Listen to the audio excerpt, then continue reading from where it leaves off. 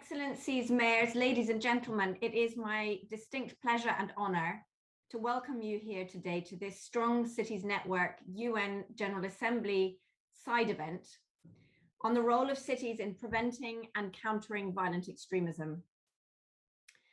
In the very first place, I want to thank the Ministry of Foreign Affairs of North Macedonia and the US State Department for co-sponsoring this important convening, as well as for their ongoing engagement with and support for the SCN. We are really honored to have with us today Bujar Osmani, Minister for Foreign Affairs of the Republic of North Macedonia, and Uzra Zaya, Undersecretary of State for Civilian Security, Democracy and Rights from the US Department of State.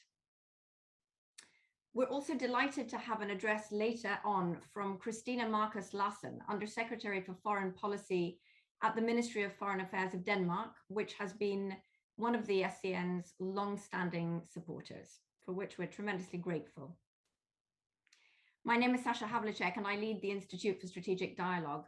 ISD now for 15 years has worked to analyze and deliver effective responses to extremist mobilization all around the world. We quickly understood that top-down solutions alone would never suffice, and that cities and communities are really at the coalface of the challenge and needed the support to lead the charge in turning the tide on these threats.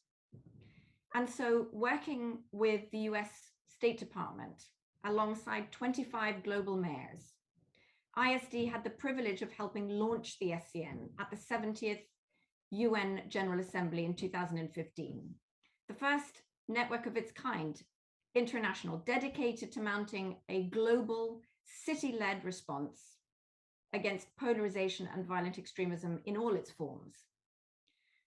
The SCN has achieved a lot in a short time. Its membership has grown from 20 to over 150 local governments representing every major global region. The multi-actor local prevention networks that the SCN has developed with cities in Jordan, in Kenya, Lebanon, and North Macedonia, informed by practices from Denmark, from the Netherlands, and elsewhere, have become a real model for the development of the infrastructure needed for local prevention.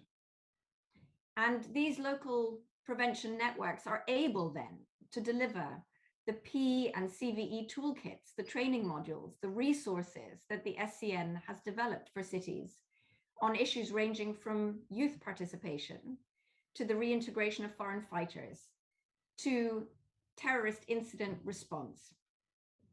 And the SCN's global mayoral summits, regional workshops, and North-South city level partnerships between the likes of Dakar and Montreal, Kristiansand and Mombasa have engaged or trained over 6,000 professionals, community leaders, and city officials now. There is much to be proud of as we look back on the past 6 years. However, the need is greater than ever.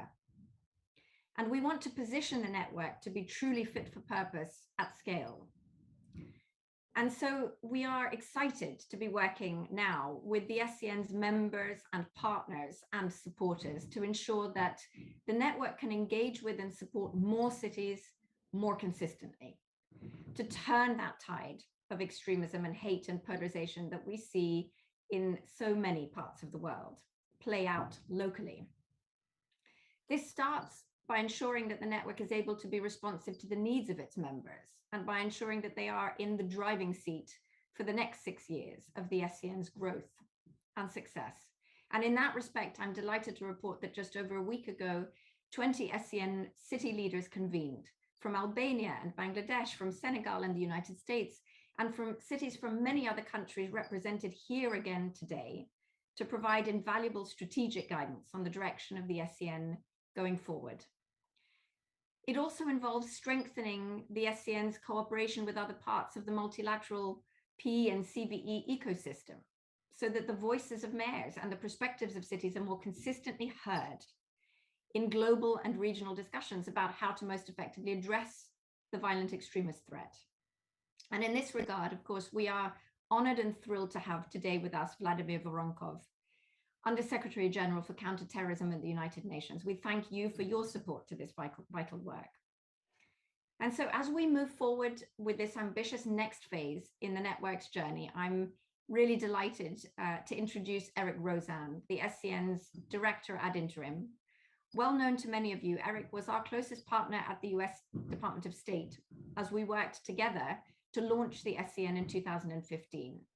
He's come on board to lead the SCN's efforts now, and he is brilliantly placed to help achieve the vision that our members and our partners hold for the SCN's growth and success. So with warmest thanks to all the distinguished delegates here from around the world today for their tireless work and for their partnership, I now pass the floor to Eric Rosen. Thank you, Sasha, and it's a pleasure to be part of the ISD team. And again, having helped launch the network a number of years ago and been an active supporter of it and the role of cities in preventing and countering violent extremism more broadly, it's really an honor to be in a position now to help build on the network's initial successes and enhance its impact into the future. Before we open this first session with our high-level speakers, I thought I'd provide some context, additional context for today's event. And of course, today we're at the end of a month-long series of commemorations, analyses, and reflections on the past 20 years of global counterterrorism practice that was catalyzed by the September 11 attacks. Much of the focus this month has understandably been on the situation in Afghanistan, the lessons learned from the nearly 2 decades of military intervention there, and the implications for counterterrorism strategy and practice in that region and beyond. Yet this focus potentially obscures important developments that have taken place during this period that point to the growing relevance of cities and thus the Strong Cities Network as a centerpiece of a whole of society approach to address terrorism and violent extremism, an approach which I would argue could still benefit from stronger political and financial support. The first development is that despite the emergence of increasingly global and interconnected terrorist networks over the years, many of the threats today are locally rooted. Recruiters are often targeting members of historically marginalized or excluded local communities as they seek to exploit political, social, and economic grievances. Second, the increasing relevance of local context has led to growing recognition of the need for cities, as well as other local actors, to become more involved in a discourse that was traditionally seen as falling within the exclusive purview of national governments and national security actors in particular. And third, despite this recognition, the disconnect between global and national level policymaking and local action remains. The voices of mayors and the perspectives of cities are rarely featured, let alone heard, in global, regional, and national level conversations about the threat and how best to address it. Consequently, the unique role that mayors in the cities they lead can play in bridging this national local gap, including by integrating hyper-local concerns into wider international and national government-driven counterterrorism and countering violent extremism agendas, and catalyzing local action against extremist and hate-motivated violence are often overlooked. And with these developments in mind, cities need to feature much more prominently in the third decade after 9/11 than they did in the first two, and the wider international community needs to do much more to facilitate this involvement. Whether urban or rural, cities and other local authorities from Mumbai to Mogadishu, New York to Nice, and Paris to Pittsburgh have typically borne the brunt of the attacks. They're often the first to respond, and in the long term suffer from the fallout of intercommunal tensions and economic slowdowns, which can last for years and spread beyond the target city. They also have a range of contributions to make when it comes to preventing violent extremism from taking root in their communities. We must do more to enable cities to maximize these contributions. Informed by the practice of its members over the past 6 years, the SCN has developed a document outlining 10 steps each city can take to contribute to preventing this violence. It has been posted in the chat and is available on our website. We hope more cities will step forward to take action, and SCN looks forward to supporting these efforts. And we encourage you to read and disseminate widely these 10 steps going forward. So today, following this high-level session, we look forward to hearing from a range of national government officials on the steps their governments are taking to support city and other locally led action against violent extremism. And then from mayors and other local stakeholders on the innovative ways in which they are pushing back against two of the most pressing counterterrorism and PCV issues of today. The rise in racially or ethnically motivated violent extremism, including violent white supremacy, and the rehabilitation and reintegration of family members of returning foreign terrorist fighters. In addition, we'll have the opportunity to begin to chart the network's future direction with remarks from Denmark and 2 SCN members highlighting ways to enhance SCN reach and impact. So before giving the floor back to Sasha, who will chair this first session, just a few housekeeping reminders. The first is that the event is being recorded and the recording will be made available on our website. Second, we have a full agenda, so we kindly ask the speakers to limit their remarks to the 5 minutes. And third, to all attendees, please use the chat function on Zoom for any questions, and we'll have an opportunity after session 3, time permitting, for some discussion and Q&A. And finally, we will be producing a summary of the event, which will be shared with all registered participants and then posted on our website in due course. And with that, I'm looking forward to today, and I pass the floor back to Sasha. Thank you so much, Eric. Now, it was going to be my great pleasure to introduce the Minister for Foreign Affairs of the Republic of North Macedonia, Bujar Osmani. I believe that they may be having technical difficulties, so I'm going to pass the floor. Now we have a statement from AbuZayab, Undersecretary of State for Civilian Security, Democracy and Rights at the US Department of State. We're delighted to have you with us. Thank you. Hello, and greetings from the U.S. Department of State. I want to express our deep appreciation to North Macedonia and the Strong Cities Network for joining the United States in sponsoring this event on the role of local governments in preventing violent extremism. As Undersecretary of State for Civilian Security, Democracy and Human Rights, I have the honor to lead multi-pronged State Department efforts to promote a more just, peaceful, and secure world, and to partner with all of you in this endeavor, from the international to the community level. As part of President Biden's commitment to center human rights and democratic values in U.S. foreign policy, we are translating ideas into action. We're prioritizing implementation of the Global Fragility Act, the Child Soldiers Prevention Act, and the Women, Peace and Security Act to build more tolerant, rights-respecting, and resilient societies. This December, President Biden's Summit for Democracy will bring together governments, civil society, and the private sector to energize our democratic systems to rise to the unprecedented challenges we all face. From defending against authoritarianism to elevating anti-corruption to advancing human rights, cities have an essential role to play in delivering for our citizens. Delivering for our citizens includes building communities resilient to violent extremist movements, hate crimes, and disinformation. These threats, combined with corruption and lack of respect for human rights, create environments ripe for radicalization and recruitment. One of the key lessons in the 2 decades since 9/11 is that local communities play a critical role in preventing radicalization to violence. The Strong Cities Network helps cities around the world identify and address the local drivers of extremism, hate, and polarization. The State Department has supported SCN with vigor since its launch at the UN General Assembly 6 years ago. Today, cities face a diverse threat landscape exacerbated by the pandemic, climate change, and competition for resources. This context adds to the imperative for the United States and other donors to support SCN's work. Vital SCN initiatives include local prevention networks, which have helped local governments from Kumanovo, North Macedonia, to Zarqa, Jordan, to develop cooperative mechanisms and implement bottom-up community-based solutions. SCN members have developed other important initiatives, such as Lebanon's first Office for Youth Affairs in Tripoli and community-based intervention programs in Kenya. The Young Cities program, first piloted in Kenya, Lebanon, and Senegal in 2018, encourages youth leaders and local government officials to work together to address the most pressing issues in their communities. Last year, Norway supported the expansion of this program to North Macedonia.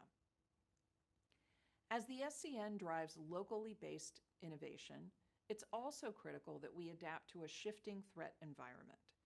Here, I want to mention the rise of racially or ethnically motivated violent extremism, otherwise known as REMV. The term REMV describes attacks aimed to defend what these violent extremists perceive as threats to their racial or ethnic identity. REMV actors often violently target members of religious, racial, or ethnic minority groups, immigrants, LGBTQI+ persons, and governments. Countering REMV is a top priority for the Biden-Harris administration, and SCN is key to these efforts. To this end, the State Department is supporting counter-REMV workshops and exchanges for local policymakers and practitioners across Europe. In October, we'll sponsor SCN regional workshops in Belgium and Slovakia. In December, a delegation from the German cities of Halle and Rostock will visit Atlanta and Savannah for the first part of a two-way exchange. In conclusion, I want to commend the leadership and resilience that SCN members have demonstrated in these challenging times. I also want to underscore our readiness to partner with you as we deliver from our citizens and learn from one another. I hope to visit many of your cities in my role as Undersecretary and to welcome you to Washington someday. Thank you again for joining us today. We're tremendously grateful to the Undersecretary for her comments and for the enduring support that the State Department provides, as you heard in these comments, to the Strong Cities Network. It's my great honor and pleasure now to hand the floor to Vladimir Voronkov, Undersecretary General for Counterterrorism at the UN. Thank you, Sasha. Good morning, good afternoon. Excellencies, ladies and gentlemen, I would like to thank the Strong Cities Network, the United States of America and North Macedonia for bringing us together. 2021 is a year of somber commemoration in our joint fight against terrorism. We honor the memory of nearly 3,000 people from 90 countries who were killed in 9/11 terrorist attacks here in the United States and thousands more injured now 20 years ago. The Security Council took swift action following the attacks to galvanize international counterterrorism efforts. Its landmark resolution 1373 prescribed far-reaching measures to suppress the threat through law enforcement and criminal justice measures. And 15 years ago, the General Assembly adopted by consensus the Global Counterterrorism Strategy, setting out a holistic framework for multi-stakeholder efforts. It aims not only to counter terrorism, but also to address the underlying drivers.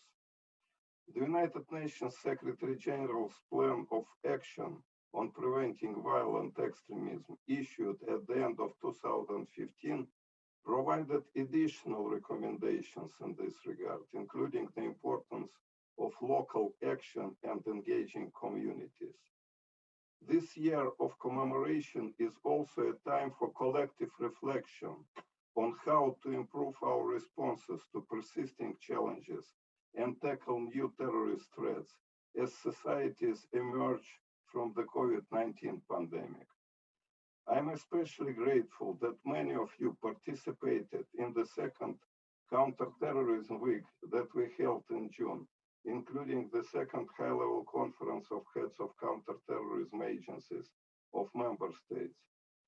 And I'm looking forward to working with member states and all of you to implement the comprehensive resolution adopted by the General Assembly at the end of Counterterrorism Week to reinforce the global counterterrorist strategy.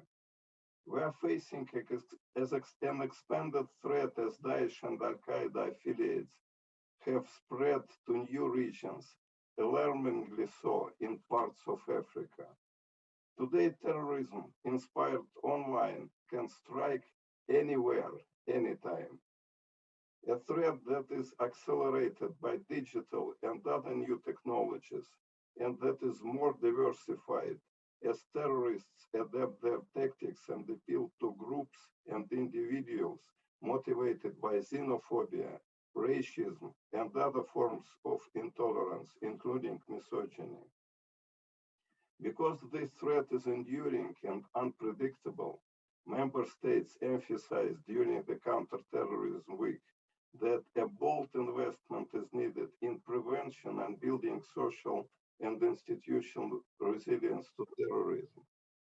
This requires networked and inclusive multilateralism, as well as effective and inclusive governance, placing human rights and gender equality at its heart and enabling all sectors to contribute to and leverage the 2030 Agenda for Sustainable Development.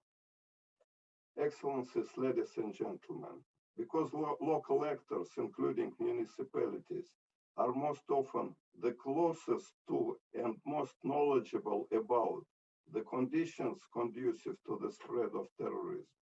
They can and must be close partners and provide impetus for such an approach. The Strong Cities Network highlights the importance of the local level in counterterrorism. Terrorist attacks, especially against vulnerable targets, first of all impact the local communities where they are perpetrated, leaving victims to deal with destruction and pain. Local communities who are on the front lines can identify and address grievances, prevent polarization and terrorist radicalization, and to counter the spread of violent extremism conducive to terrorism. And local communities play a crucial role in the reintegration, of course, after relevant legal procedures, into society of former terrorist offenders or other individuals with suspected links to terrorist groups, including those who return from conflict zones. In this regard, I invite you to engage and collaborate with our various global programs. For instance, to prevent and counter violent extremism conducive to terrorism, to protect vulnerable targets, including public spaces, and strengthen major event security, or to address the situation of individuals returned from detention camps in Iraq and Syria. And of course, the issue of support of victims of terrorism is very important. It's one of our global flagship projects. The whole list of UNOCT global activities is available on our site. Ladies and gentlemen, the Strong Cities Network, since it launched 6 years ago, has helped to connect and support cities and municipalities to take action against terrorism in joint efforts with national governments, civil society, and youth. This is exactly the kind of initiative needed to reshape responses to all forms of violence and boost partnerships that the United Nations Secretary General called for earlier this month as a part of our common agenda for people, the planet, prosperity, and peace. You can count on the engagement and support of my office, and I thank you. Warmest thanks, Mr. Voronkov, and warmest thanks to the speakers on this first panel. I'm afraid it seems that technical difficulties are persisting, but I do hope that we're able to bring in Buyar Osmani at a later stage in today's proceedings. But without further ado, with great thanks to all of you, over to you, Eric. Thank you, Sasha. Thank you, Mr. Voronkov, for those remarks, which we very much appreciate.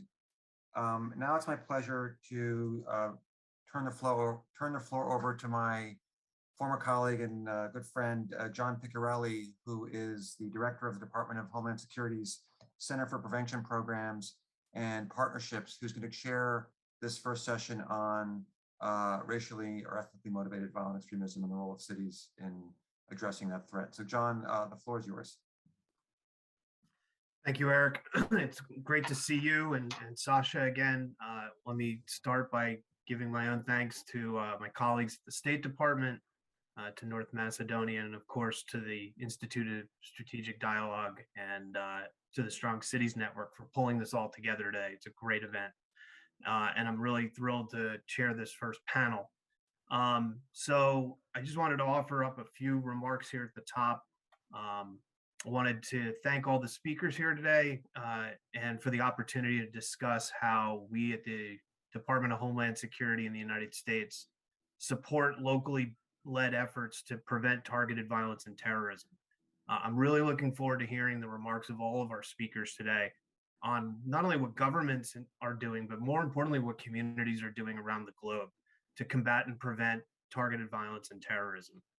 Now, here in the United States, the objective of preventing targeted violence and terrorism is really beyond the federal government's capability and even really our role alone.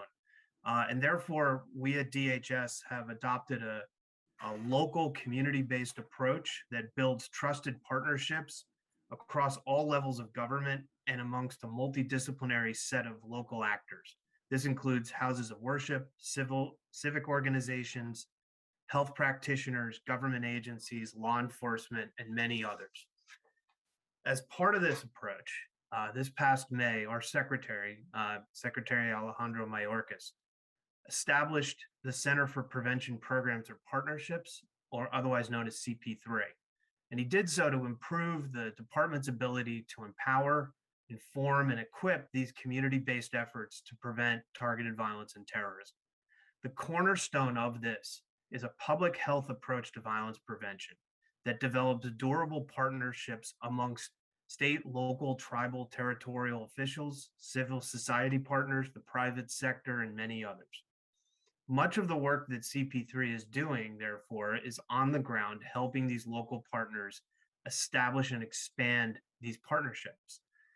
Often this involves pairing cities creating new prevention programs with cities that have more experience with prevention. And on this score, the Strong Cities Network is an excellent resource. And sharing your promising practices and lessons learned on how you accomplished and have succeeded at prevention in other cities has been a great benefit to the work that we're doing in the United States. So through technical, financial, and educational assistance, CP3 supports state and local efforts to prevent radicalization of violence as early as possible and to put into place what we call local prevention frameworks that can get help to individuals well before they commit a crime or violence in the name of terrorism. A local prevention framework is a flexible model that reaches all segments of local society, increases awareness, and encourages this local society to create or link existing prevention programs together to have a comprehensive response in place. It works not only as early as possible on reducing risk factors or enhancing resilience within local society, but then also has the mechanisms in place to take referrals when friends and loved ones are worried about an individual who may be progressing to terrorism and targeted violence, and can offer help to that individual before they do anything criminal or violent. And key among these programs is the capacity for the right help, getting the right help to individuals who need it. And like many of you, what we have done is focused on using a behavioral threat assessment and management approach. These multidisciplinary teams use a tested approach rooted in behavioral science that assesses each individual's needs and tailors a management plan to return them to the right path. The goal is not stigmatization, infringement of civil rights or civil liberties, infringement of privacy. The goal is to provide help. It's about safeguarding. And so these teams often include educators, behavioral practitioners, faith leaders, medical personnel, and many others, and all coming together to help individuals in their community and steer them back on the right path. But these successful local prevention frameworks require significant and continued stakeholder engagement with all of the various partners that I've mentioned. This is what we mean when we say a whole of society approach. Such relationships and building these partnerships reduces risks, enhances resilience, ensures information sharing occurs, and fulfills these requests for help. Building and sustaining these relationships is a core goal of our prevention frameworks. And to do that, we have a number of different programs within CP3. I'm not going to go through them all. I would invite you to go to our website, www.dhs.gov/CP3 to learn more. But one program I did want to highlight is that we have, at the moment, 14 regional prevention coordinators that are based in localities across the country. They work with local stakeholders in cities, counties, and states They provide technical and educational assistance, and they support the enhancement of local prevention frameworks. And where we are now, I'm happy to say, is that we are starting to enhance our coordination between these regional prevention coordinators and the Strong Cities Network. Through the work of Michael Duffin and his team at the U.S. State Department, we've been able to start lashing up the work that we're doing at the local level with the Strong Cities Network. One highlight of this is a burgeoning program in our state of Georgia, in Atlanta, where we have a regional prevention coordinator who's been working to build these partnerships. So just like the Strong Cities Network, we seek to empower local governments, cities, and communities to be aware of violent extremism and to be able to mitigate risks at the local level. We're continuing to provide financial, technical, and educational assistance where possible, and welcome the continued hard work of the Strong Cities Network and all of you here today. So without further ado, I'd like to conclude my remarks and start introducing our excellent panel today to hear more about how other governments are doing this work and supporting this work locally. So first, I'm going to turn the floor over to Ambassador Roger Noble. He is the Ambassador for Counterterrorism for Australia at the Ministry of Foreign Affairs. And I believe we have a recorded statement from him. So I will pause for that statement. Thank you.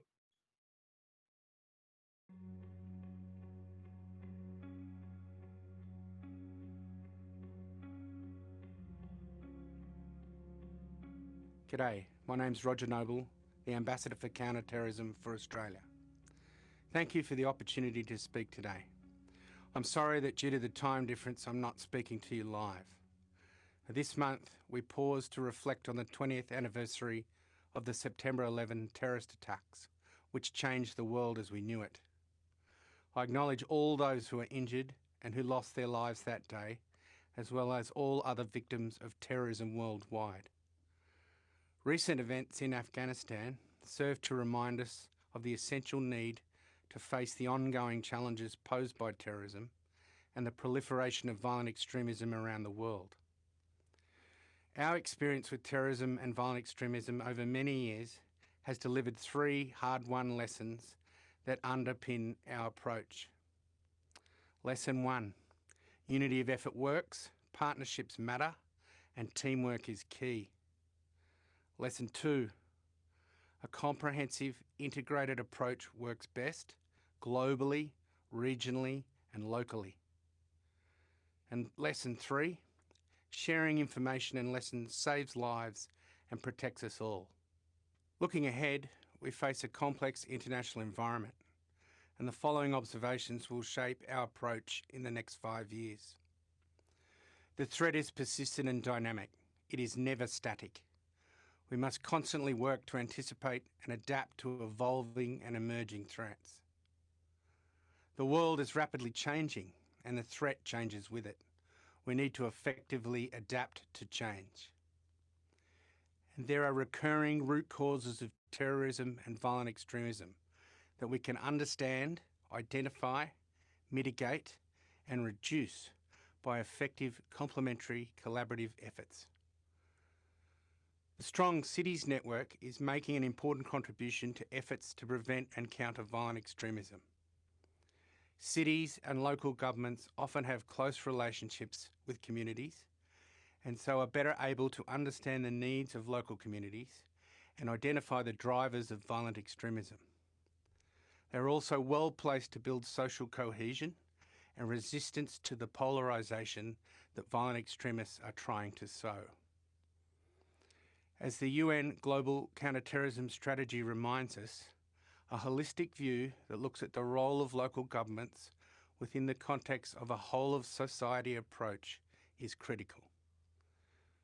This is because cooperation between national and local actors, both government and non-government, is needed for effective prevention of countering violent extremism approaches.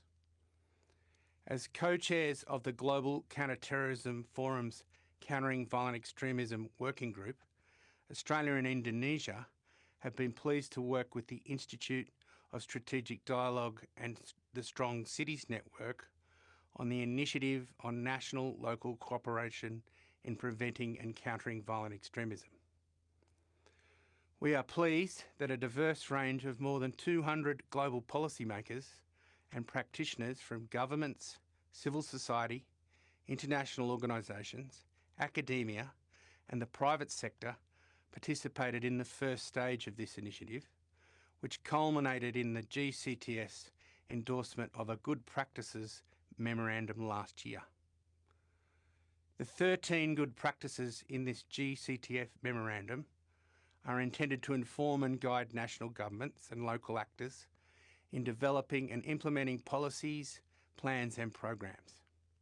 We hope they will help national and local actors overcome barriers to trust, information sharing and collaboration, and strengthen the systems, structures and processes needed for cooperation. In the Australian domestic context, we are promoting uptake of these good practices at all levels of our government through our well-established PCVE network. We are pleased that the Australian state of Victoria is a member of the Strong Cities Network, and we promote its benefits to other jurisdictions. We are now planning to move to a new phase of this initiative, focused on implementing the good practices globally in cities, regions and countries. We hope to engage you on this soon. Like all other aspects of our lives, PCVE efforts will continue to be impacted by COVID-19. Travel disruptions have posed challenges to international cooperation, but terrorists remain connected online and exploit the pandemic in their propaganda. We must continue concerted prevention efforts which reduce the appeal, influence and effectiveness of violent extremists. We have come a long way since 9/11, but the terrorist threat persists and our work is not done. I commend the Strong Cities Network for their contribution to this cause and for the strong networks they are building through events like this one. Thank you.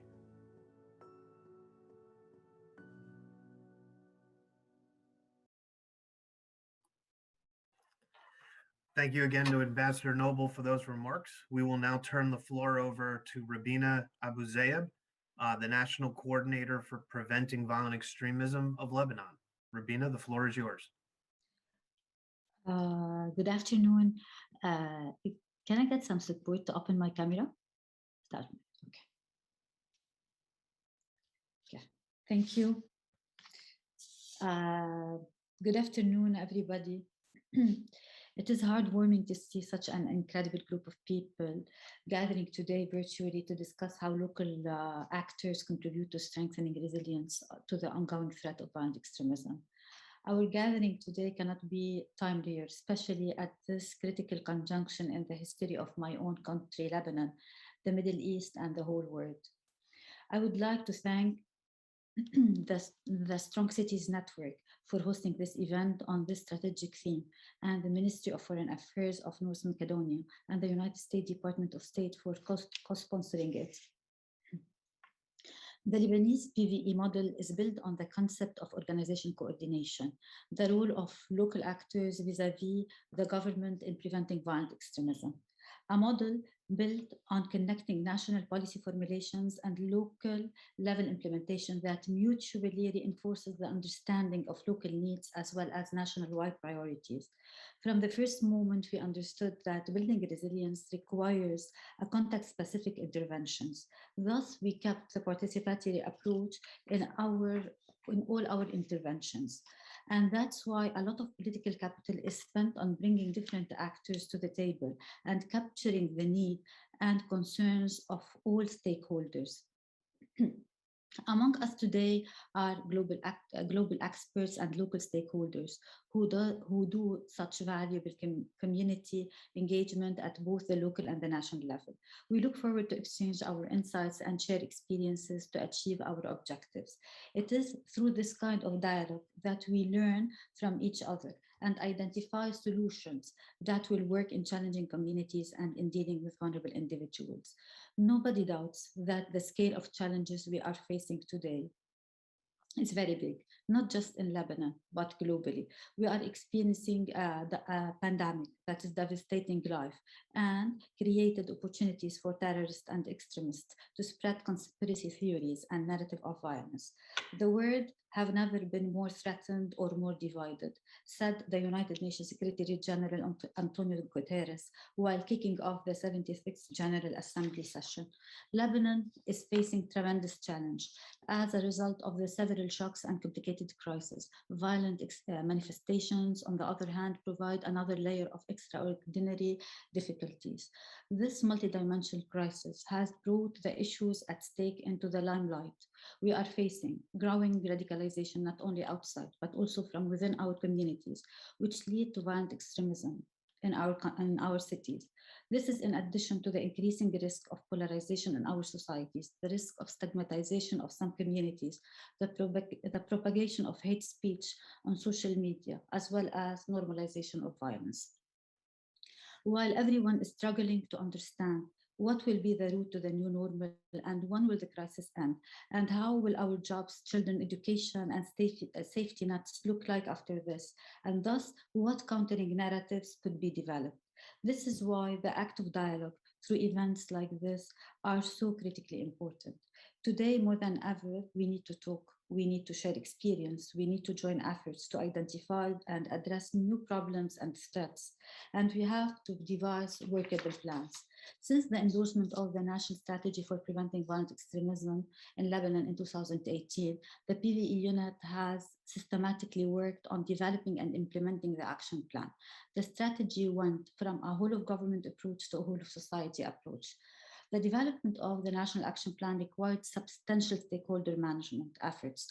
The development process entailed 850 participants coming from 300 organizations.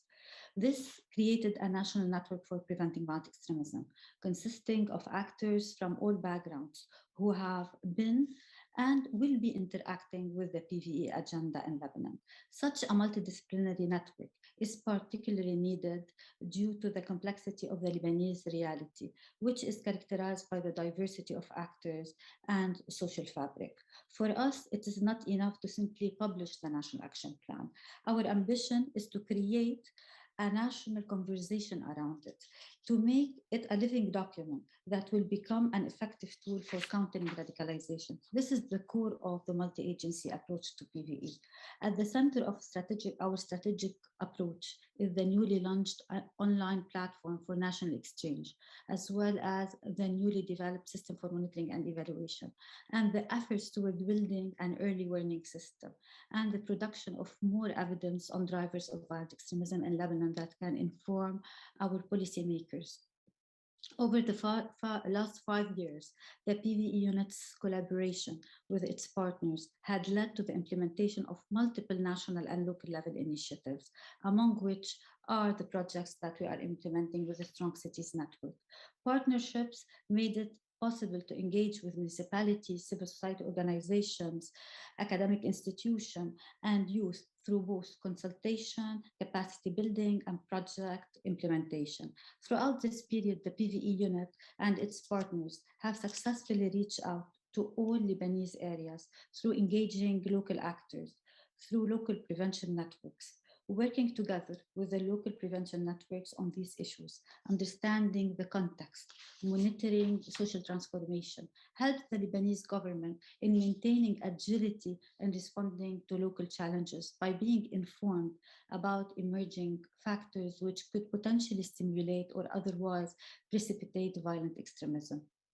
Positive examples of community-led initiatives by the Lebanese LPNs aiming at changing the discourse among communities where extremism germinates, engaging and educating the public, especially youth people, are achieved by our local partners. This process elaborates the importance of collaboration in the face of inherited complexity of social challenge, defying a single sector solution. This necessitates a multi-institutional collaboration rooted in a clear understanding of what each actor can bring into the table. Once again, I would like to thank you for this event and to thank our partners. the Strong Cities Network and the UN Family in Lebanon for being part of this process since its inception. This event and others will build bridges, create dialogue, and spread truth in the place of falsehoods.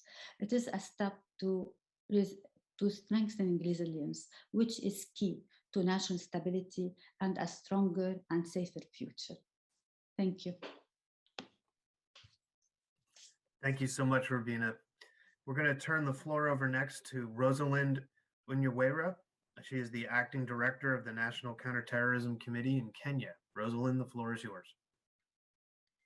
Your Excellencies, ladies and gentlemen, the convening of the meeting on the role of cities in advancing global efforts to prevent and counter violent extremism is timely given the dynamic nature of international terrorism, which calls for a regular review and updating of our counterterrorism and prevention strategies to be able to meet the threat.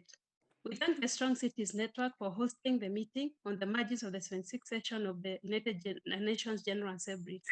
Over the years, Kenya has borne the brunt of international terrorism and therefore takes this threat with utmost seriousness. Al-Shabaab remains the main terrorist threat to the region, but we also note growing footprints of Daesh, its affiliates and sprinters in parts of Somalia, the Democratic Republic of the Congo, Mozambique, West Africa, and the Sahel. To deal with this threat, Kenya has heavily invested in developing the counterterrorism capabilities of its military, the police, and the intelligence. But we recognize that the use of force alone is not enough to deal with this complex and evolving threat. To this end, Kenya is implementing its national strategy for countering violent extremism as derived from the prevention pillar, that's non-coercive measures, of the overarching Kenya's national counterterrorism strategy. The NSCVE has further been localized in 47 counties through county action plans, also known as the CAPs, for the prevention of violent extremism. This is a comprehensive structuring of prevention efforts at the grassroots, anchored on the multi-sector and multi-stakeholder engagement to build better coordination, synergies, and community mobilization for prevention work. The national strategy and the 47 county action plans provide a framework for the national county government coordination and collaboration in preventing violent extremism, a forum for onboarding and coordinating diverse stakeholders, including civil society, private enterprises, faith-based groups, the youth, the academia, etc., to contribute to PCVE efforts, and a basis for doing joint monitoring, evaluation, and learning in PCVE.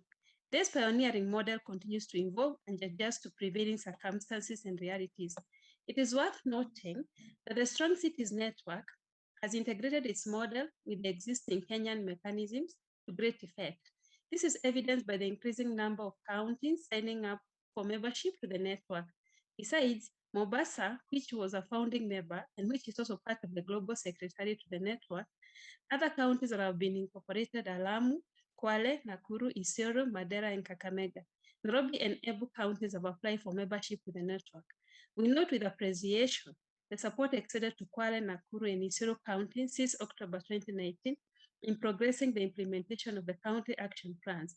Some of the activities being carried out include supporting meetings of the County Engagement Forum, which is the multi-stakeholder local coordination mechanism for the county action plans implementation, co-chaired by the county governors and county commissioners to agree on local priorities and solutions to the challenges around violent extremism. Promoting community-level warning and prevention efforts through local prevention networks such as peace committees is another activity, as well as facilitation of inter-county exchanges for experience and best practices in PCVE, and leveraging research to inform PCVE interventions. Kenya is willing to share lessons on this pioneering approach with other members, especially within the South-South context. We therefore welcome the Strong Cities Network East Africa Local Action Planning Toolkit, published earlier this year, which collates some of the best practices from Kenya and is a great practical tool for governments, local governments, and civil society across the wider region. Kenya is open to sharing our experiences, our lessons learned, and some of the good practices we have established in 1, disengagement, rehabilitation, and integration of violent extremists, 2, leveraging interfaith and intrafaith dialogue and networks to support the prevention of radicalization and recruitment of vulnerable individuals, 3, positive engagement of the private sector, civil society, media as key stakeholders in the fight against terrorism, 4, advancing in countering terrorism financing and anti-money laundering, and 5, multi-agency approaches to counterterrorism in areas such as border management, counterterrorism financing, protecting critical infrastructure, and vulnerable targets, among others. The Strong Cities Network remains a vital mechanism for sharing resources from Kenya, adopting good practices trialed elsewhere, and integrating Kenyan local government into a global conversation on PCVE. Therefore, the National Counterterrorism Center will be delighted to contribute to the proposed Strong Cities Network Virtual Africa Summit in November 2021 in collaboration with the Mombasa County, and hopes to use this opportunity to drive the home lessons on national vis-a-vis local cooperation, among other issues. Thank you very much.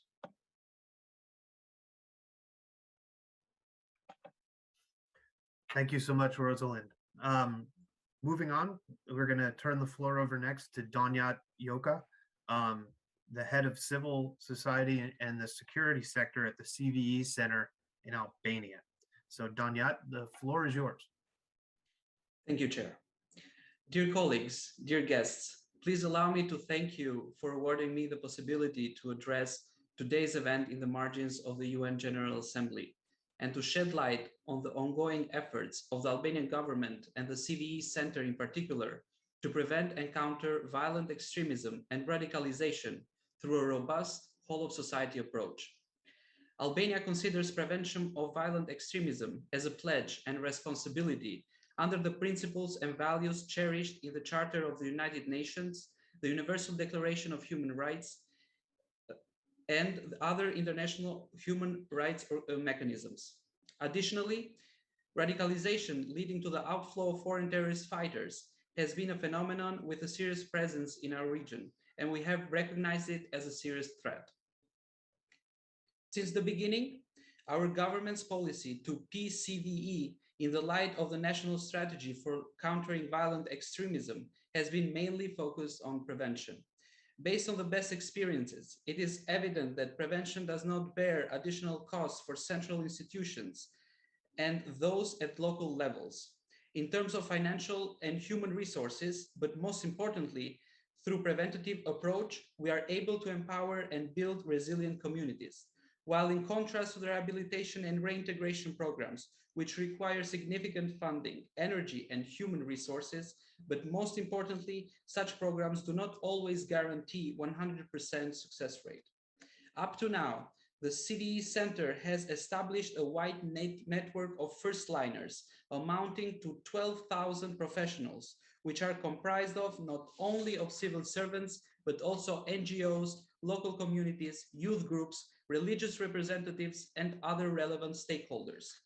Through the successful repatriation of 24 citizens from the horrid camps of Syria and Iraq, we have initiated the first rehabilitation and reintegration programs, which have involved a significant number of first-liners consisting of case managers, child protection units, social workers, teachers, psychologists, caretakers who work together under the umbrella of the interinstitutional working group for each family unit at local level. So far, this mechanism has proven to be very effective, while the CVE Center has coordinated the needed assistance throughout the whole process. Additionally, in Albania, we did not establish a brand new mechanism dedicated to PCVE at local level. However, for this purpose, it was used an existing mechanism called local public safety councils, which serve as unique platforms to discuss and address any security-related issues, including violent extremism and radicalization, by the local authorities, including the municipality and other relevant institutions. The CVE Center has worked hard to consolidate the role of local public safety councils in all municipalities in Albania to foster social activities, provide necessary education for the children of the affected families, and guaranteeing social stability through the creation of jobs in collaboration with local businesses in the framework of a community-based approach, as well as multi-agency soft approach. Currently, at central and local levels, we have developed the necessary capacities and are fully prepared to repatriate and accommodate the remaining citizens in the camps of Syria and Iraq. For this purpose, the CVE Center has drafted and it's in the last step of adopting the Standard Action Protocol, which aims to unify and standardize the procedures for the reception and treatment of Albanian citizens repatriated from the conflict areas, guided by the experience gained so far with the 2 repatriation missions. Due to these achievements, Albania has been now recognized as an exporter of the best practices and know-how to the region and beyond through various regional and European platforms. Albania's long and positive experience of religious harmony and respect for cultural differences goes as a good practice that stands against rising intolerance and violent extremism. Finally, Albania will support the strengthening of multilateral policies and practices that addresses all drivers of violent extremism with the aim to building resilient and sustainable communities in order to prevent and counter radicalism and violent extremism that leads to terrorism. We must continue to working closely together in order to achieve tangible results in this joint fight that transcends the borders of a single state. Thank you for your attention.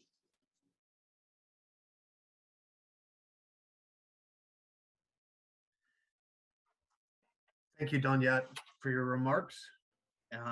We will now turn the floor over to our last speaker, Lisbeth van der Heide, the head of counter-radicalization and violent extremism for the Mayoral Administrative Office and the Directorate of Security for the City of The Hague in the Netherlands. Lisbeth, the floor is yours. Thank you, John Picarelli. Nice to meet you, and thank you, Strong Cities Network, for inviting me to speak to you all here today. Can you hear me all right, John? Perfect.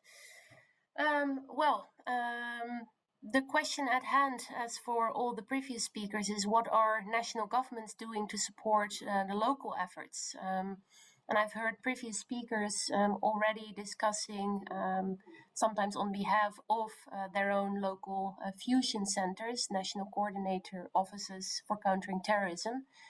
That's the same in our country. Here in the Netherlands, we have the central actor when it comes to the coordination of all efforts in countering terrorism, and that is the National Coordinator for Terrorism, Counterterrorism and Security, the NCTV as we call it. This fusion center was established, again, as in many other countries, in response to 9/11. And it has a couple of main jobs, which are to identify threats, to support local efforts and increase resilience on the local level, and to minimize social disruption in the aftermath of terrorist events. This morning I was in a 3-hour session with our local partners. As John already said in the introduction, I work at the municipality of The Hague, the city of The Hague in the Netherlands.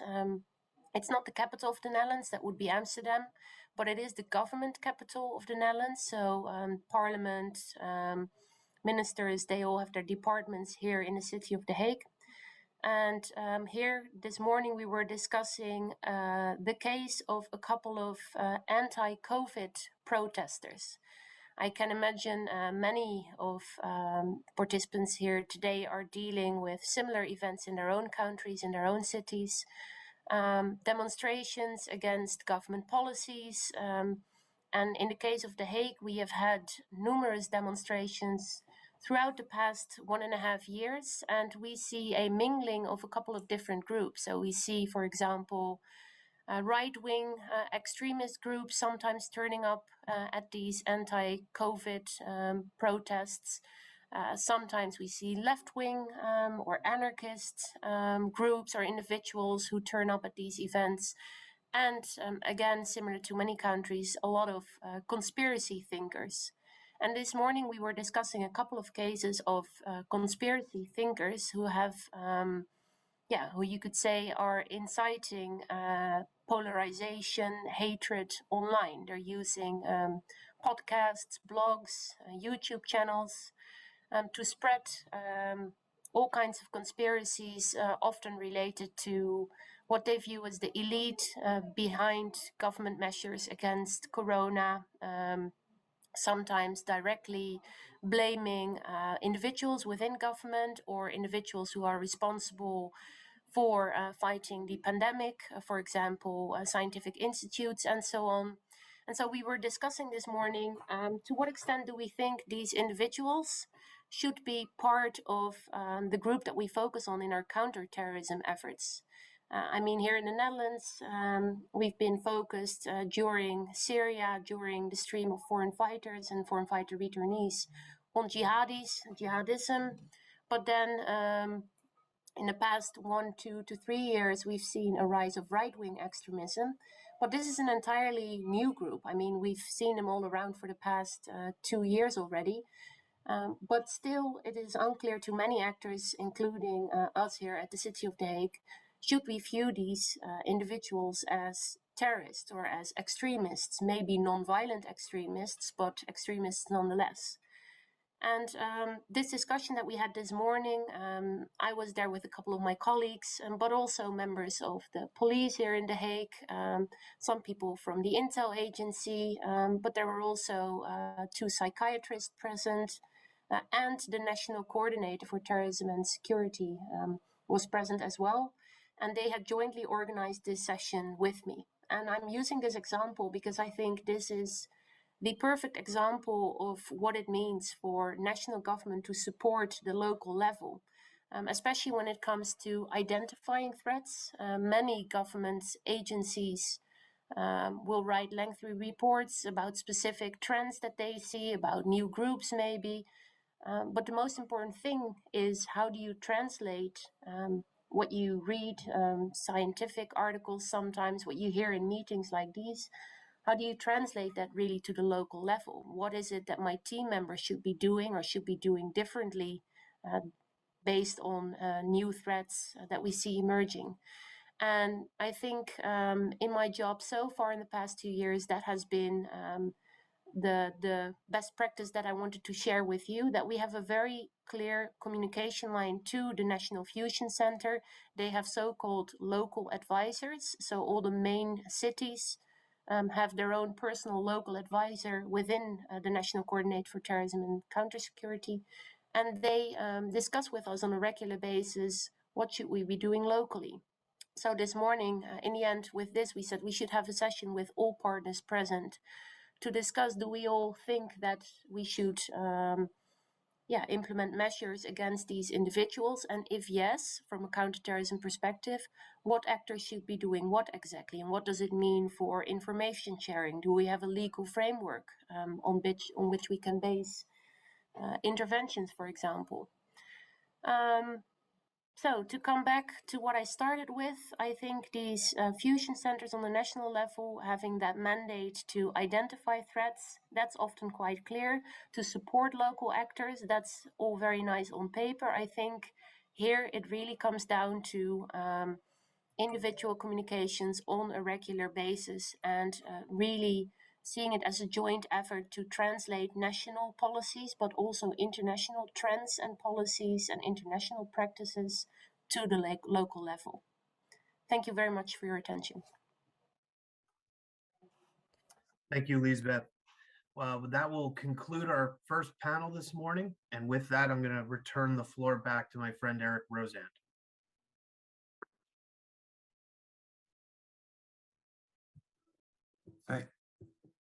Thank you very much.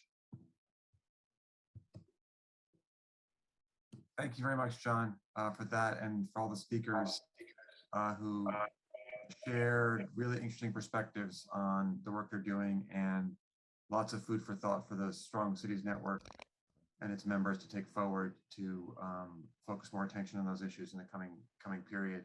It's now my great pleasure to give the floor to Georgia Holmer, who's the head of the Action Against Terrorism Unit at the OSCE in Vienna, and who will chair the session on the role of cities in addressing racially or ethnically motivated violent extremism, including white supremacist violence. So Georgia, the floor is yours.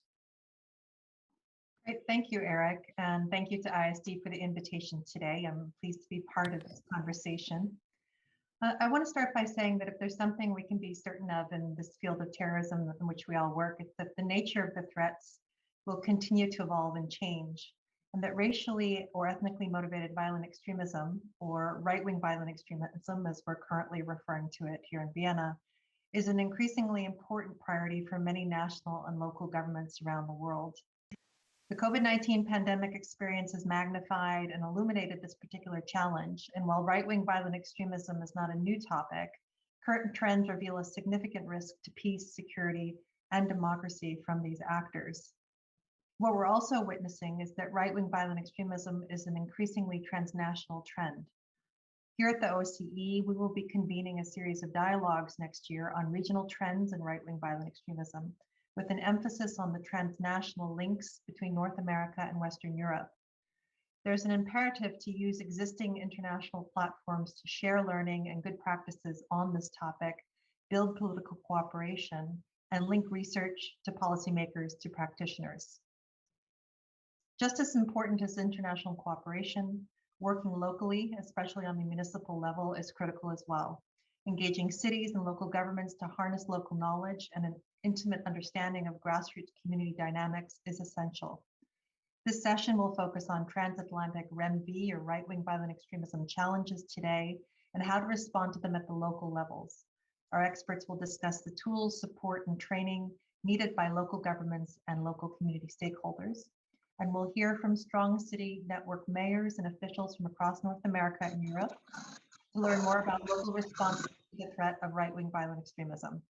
With that, I would like to introduce our first speaker, who is Naheed Nenshi, the Mayor of Calgary, Canada. Well, thank you so much, and good morning, everyone. I'm joining you this morning from an ancient land where people have been gathering for many thousands of years. The first inhabitants of this land were called Nitsitapi, the people. We now call them the people of the Blackfoot Confederacy, joined by the Beaver people of the Tsuut'ina Nation and the Mountain people, the Aihe Nakota people. Now in Canada, over the last 4 or 5 years, it is uncommon now to start a meeting without making that sort of land acknowledgement. And indeed, today is Canada's very first national holiday, our first national day for truth and reconciliation. An opportunity for us to talk about our legacy with Indigenous peoples in this country. And I raise that to start with this international audience to talk about two countervailing or perhaps related trends that we're seeing a lot in our community and in our nation. Before I begin, I should thank the organizers, the Strong Cities Network, the Republic of North Macedonia, the US State Department, and the other sponsors for bringing us together. Even though we can't be together in person, it's important for us to be having these conversations. So Canada is a country where we've always prided ourselves on our pluralism. We've had official multiculturalism as a policy in this country for nearly 50 years. In fact, we're celebrating the 50th anniversary of multiculturalism this fall. Many years ago, His Highness the Aga Khan, I'm paraphrasing here, called Canada the most successful example of pluralism in human history. And over the course of the last year or so, we have really been coming to a reckoning in our nation on issues of Indigenous reconciliation. We use the term BIPOC here, Black, Indigenous, and people of color. And with the Black Lives Matter and the Indigenous Lives Matter movements really taking charge last summer, we have really thought as a nation, as a community of communities, around how we move from this multicultural, pluralistic ideal that we're so proud of to true anti-racism. We don't know what that journey looks like. But governments have committed to this in many, many ways. So it sounds very utopian. And indeed, when I was first elected mayor 11 years ago, and I'm just in my last few weeks of my term now, but when I was first elected mayor 11 years ago, I was the first person of color to be elected mayor of a Canadian city. I was the first Muslim to be elected mayor of any major city in the Western world. I predated Sadiq Khan, as I'm always reminding him. I don't know him, but I remind him of that in my mind anyway. And so as a result, I was often asked to speak on the Muslim question. Even though I'm not an imam, I'm not a religious scholar, I was often asked to respond to this kind of thing. And in so doing, we realized that we talked a lot about terrorism as a Muslim thing, about the need for communities to counter-radicalize Muslim youth in our communities. And just now, we're talking about the rise of right-wing extremism, which I think has always been a bigger problem, and certainly has been a bigger problem here in Canada. I don't like the term domestic terrorism, but I like right-wing extremism. And as we've gone through COVID, we have really seen that the anti-mask, anti-vax protests have been taken over by some of these elements. This has been very challenging, particularly because a lot of politicians in Canada like to equivocate and say that the threat of right-wing extremism is the same as left-wing extremism, that white supremacists are the same as the mythical Antifa. And that's just not true. It's just not true in this country. And we have to have a new focus. And ultimately, the biggest challenge that we've had is that politicians, particularly on the right, are now reaping what they've sown. They've coddled quietly to these forces of division. They've blown dog whistles. In fact, in the province of Quebec in Canada, there is now a blatantly unconstitutional law which says that if you are a Muslim woman who wears a hijab, a Sikh man who wears a turban, or an Orthodox Jewish person who wears a kippah, there are certain jobs in the public sector that are not open to you. Blatantly discriminatory. And when this was raised in the debate between the leaders in our last federal election, the moderator, who was a woman of color, asked a question about this law and was attacked for being racist against the people of Quebec, for being discriminatory herself. And those of us who are people of color feel this all the time. We're told we play the race card when the race card is rarely part of a winning hand. So I only have a few minutes, but I will ultimately say, as communities, we need to fight against this at the level of fighting racism, even with the risk of promoting right-wing extremism in so doing. So here at the City of Calgary, we have made 3 commitments. The first is to move to an anti-racist organization. I have 15,000 employees. So we have to root out systemic and institutional discrimination in our hiring, our promotion practices, and how we serve the public. The second is policing reform, and I imagine some of the other panelists will want to talk more about that. The Calgary Police Service has acknowledged the history of institutional racism in policing and is really thinking about how to do community-based policing in a new way. And finally, the third, as a government, is leading our community in discussions around how we move forward to become an anti-racist community. None of us actually know what that means. None of us know how to get there. But in setting that direction and working with the community as a whole to move forward in that way, we build a stronger community. And that ultimately is the strongest thing we can do to fight the minority extremism that is racially motivated.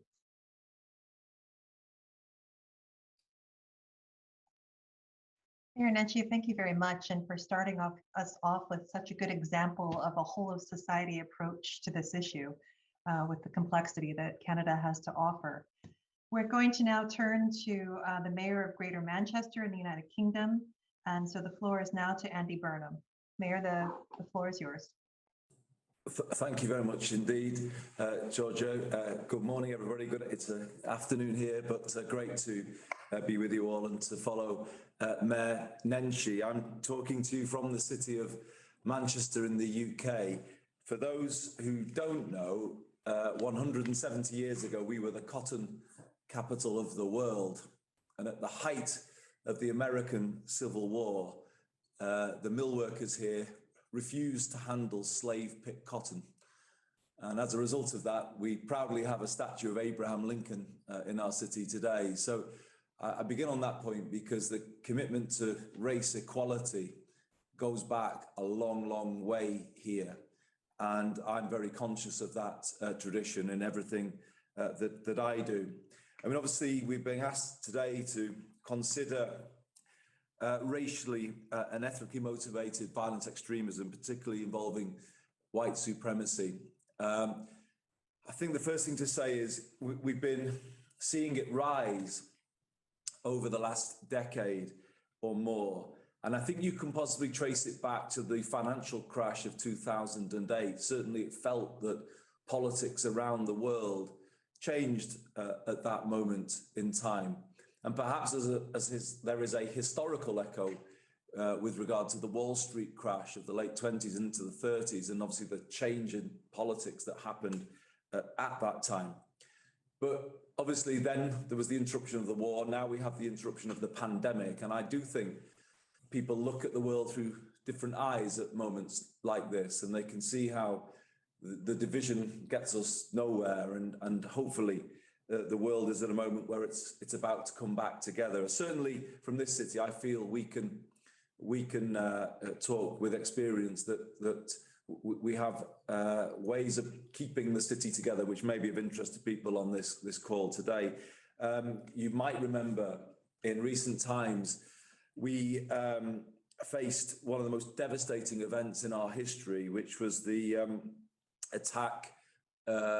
terrorist attack on the Ariana Grande concert at the Manchester Arena, a night where the place was packed out with young people, particularly young girls, their families. It was obviously devastating for our city region and has been ever since. And we are still obviously recovering from that, coming up 5 years next year. I'll be honest, coming when it did, shortly after the divisiveness that we'd lived through with the Brexit referendum, I was worried what would happen in the city. I was only 2 weeks elected at the time and wondered what would happen. Would people pull apart? Certainly right-wing extremists came to the city and sought to exploit the feelings that were there at the time. But as I was saying at the start, the commitment to cohesion, solidarity goes back a very long way. And certainly it came through in the city immediately after it. I don't know if anybody on the call can remember the spontaneous outpourings, that the shows of love and support between different communities were real. So it was not anything that any politician did, I would stress, it came from the bottom up. But obviously in the aftermath, we then sought to make sure that whatever could be done was done to promote cohesion. And to that end, I commissioned a panel to look at how we might counter better hateful extremism and promote social cohesion. And if I could just touch briefly, Georgia, on some of the things that came through that work, it may resonate with some of the colleagues and the cities on this call today. The first was, I think you have to be open about things in terms of failings. I think sometimes the extremists can feed off the idea that the truth is being covered up, and there's a sort of attempt by the authorities not to be honest about things. And I commissioned an inquiry into the response on the night. And there is a major inquiry going on still now into the role of the security services in advance. And we just think it's absolutely critical to be fully open about those things. Don't leave a kind of sense of grievance that right-wing extremists can often use to build and foster resentment and suspicion. So that was one thing that we did. The second thing I would say, coming through the work we did on our commission, is to visibly support all communities. And this is true for all the mayors on the call will know this. Be there visibly with all communities and show support for all of them in equal measure, and actually bring all voices into the room. So over recent times, we have set up a race equality panel, a faith panel, and that has helped us, all voices in our work. Let communities lead the challenging of extremism rather than the authorities. Have a zero tolerance approach to hate crime from a policing point of view.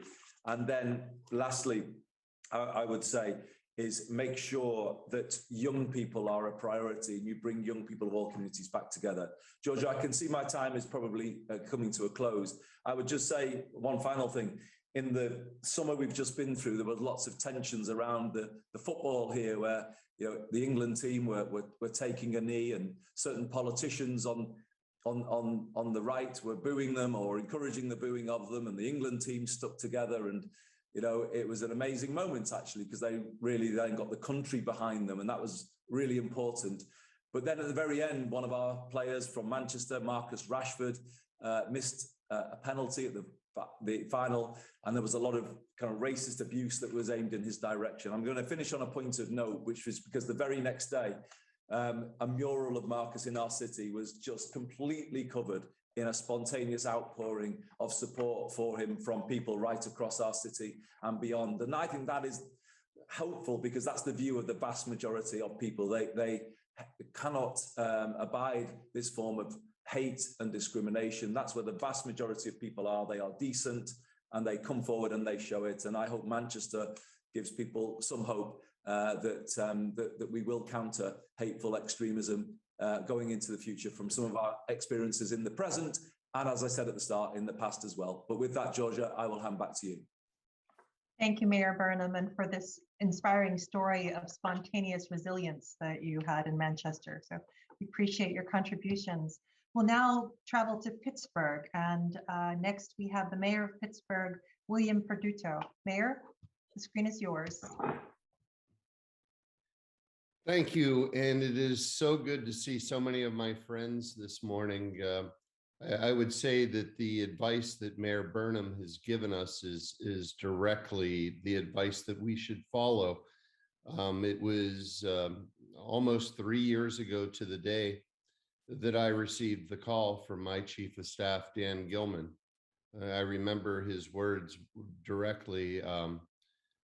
There's an active shooter at the Tree of Life, multiple casualties, officer down. And at that very moment, I just asked him if I could have a few moments. And I put down the phone and I said a prayer. And I immediately picked the phone back up and I called him and I said, "Can you pick me up?" And his response was, "I'm already on the way." I live about 5 blocks from the Tree of Life. I am a part of the community. My Chief of Staff lost 2 of his in-laws in the shooting that day. We got there before SWAT even arrived. And as we stood there in the rain and we watched the incident unfold, we saw a community coming around and being there in the present moment.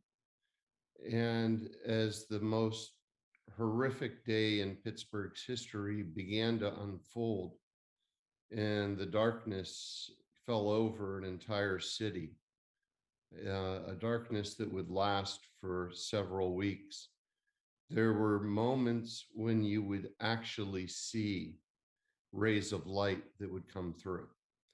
And vividly, I remember within those first few hours, looking across the street and seeing a friend of mine named Wazi Muhammad. And Wazi was standing there in the rain, and I crossed the street to see him. And as I did, I recognized that he wasn't alone, that the executive board of the Islamic Center of Pittsburgh was standing there with him. And I just had to ask, "What are you doing here?" And he said, "We have to be here." And he told me the story of September 11th, 2001, when the Jewish community came to the Islamic Center and presented them with a flag of the United States, and how much it meant to them, and how they needed to be there on this day to stand in solidarity with their Jewish neighbors. I think what is very, very important to understand is that you cannot have those type of moments at the time of the incident, and that we have to realize that it's not a matter of if, but when. And that as mayors, we can't create that type of a relationship. But what we can do is we have the ability to work to bring our citizens together, to work to create interfaith dialogue, to work to create interracial dialogue, to work to be able to bring people around a round table, and to be able to make it so that when that incident does occur, that the community is there around each other. A year after Tree of Life, I traveled to Israel. And while I was there and having conversations with mayors from around the world, every time that Pittsburgh was brought up, the people of Israel would take a moment and then would come up and say, thank you. And I would ask back, why? And they made it very clear. They said, we're not unfamiliar with persecution. We're not unfamiliar with being the victims of hate crimes. It goes back thousands of years. However, what happened in Pittsburgh, the immediate response of your entire community gathering around us was unprecedented. And that is what every mayor would want to hear. That's what every mayor would hope that their community would do. And I couldn't be more proud of my city. You know, there's a guy who called this city his home. His name was Mr. Rogers. And to anybody who was born in the United States, Mr. Rogers embodied the idea of a neighborhood. Mr. Rogers lived 3 blocks from Tree of Life. And I think we would have made Mr. Rogers proud. Thank you, Mayor, for that very moving presentation. And we need to move on now to our next speaker, who is Lovis Rieck, who comes to us from the Senate Department for the Interior and Sport in Berlin, where he's the deputy head of the Unit for Political Crimes. Mr. Rieck, the floor is yours. Thank you very much. It's my pleasure speaking after such a powerful input we just heard.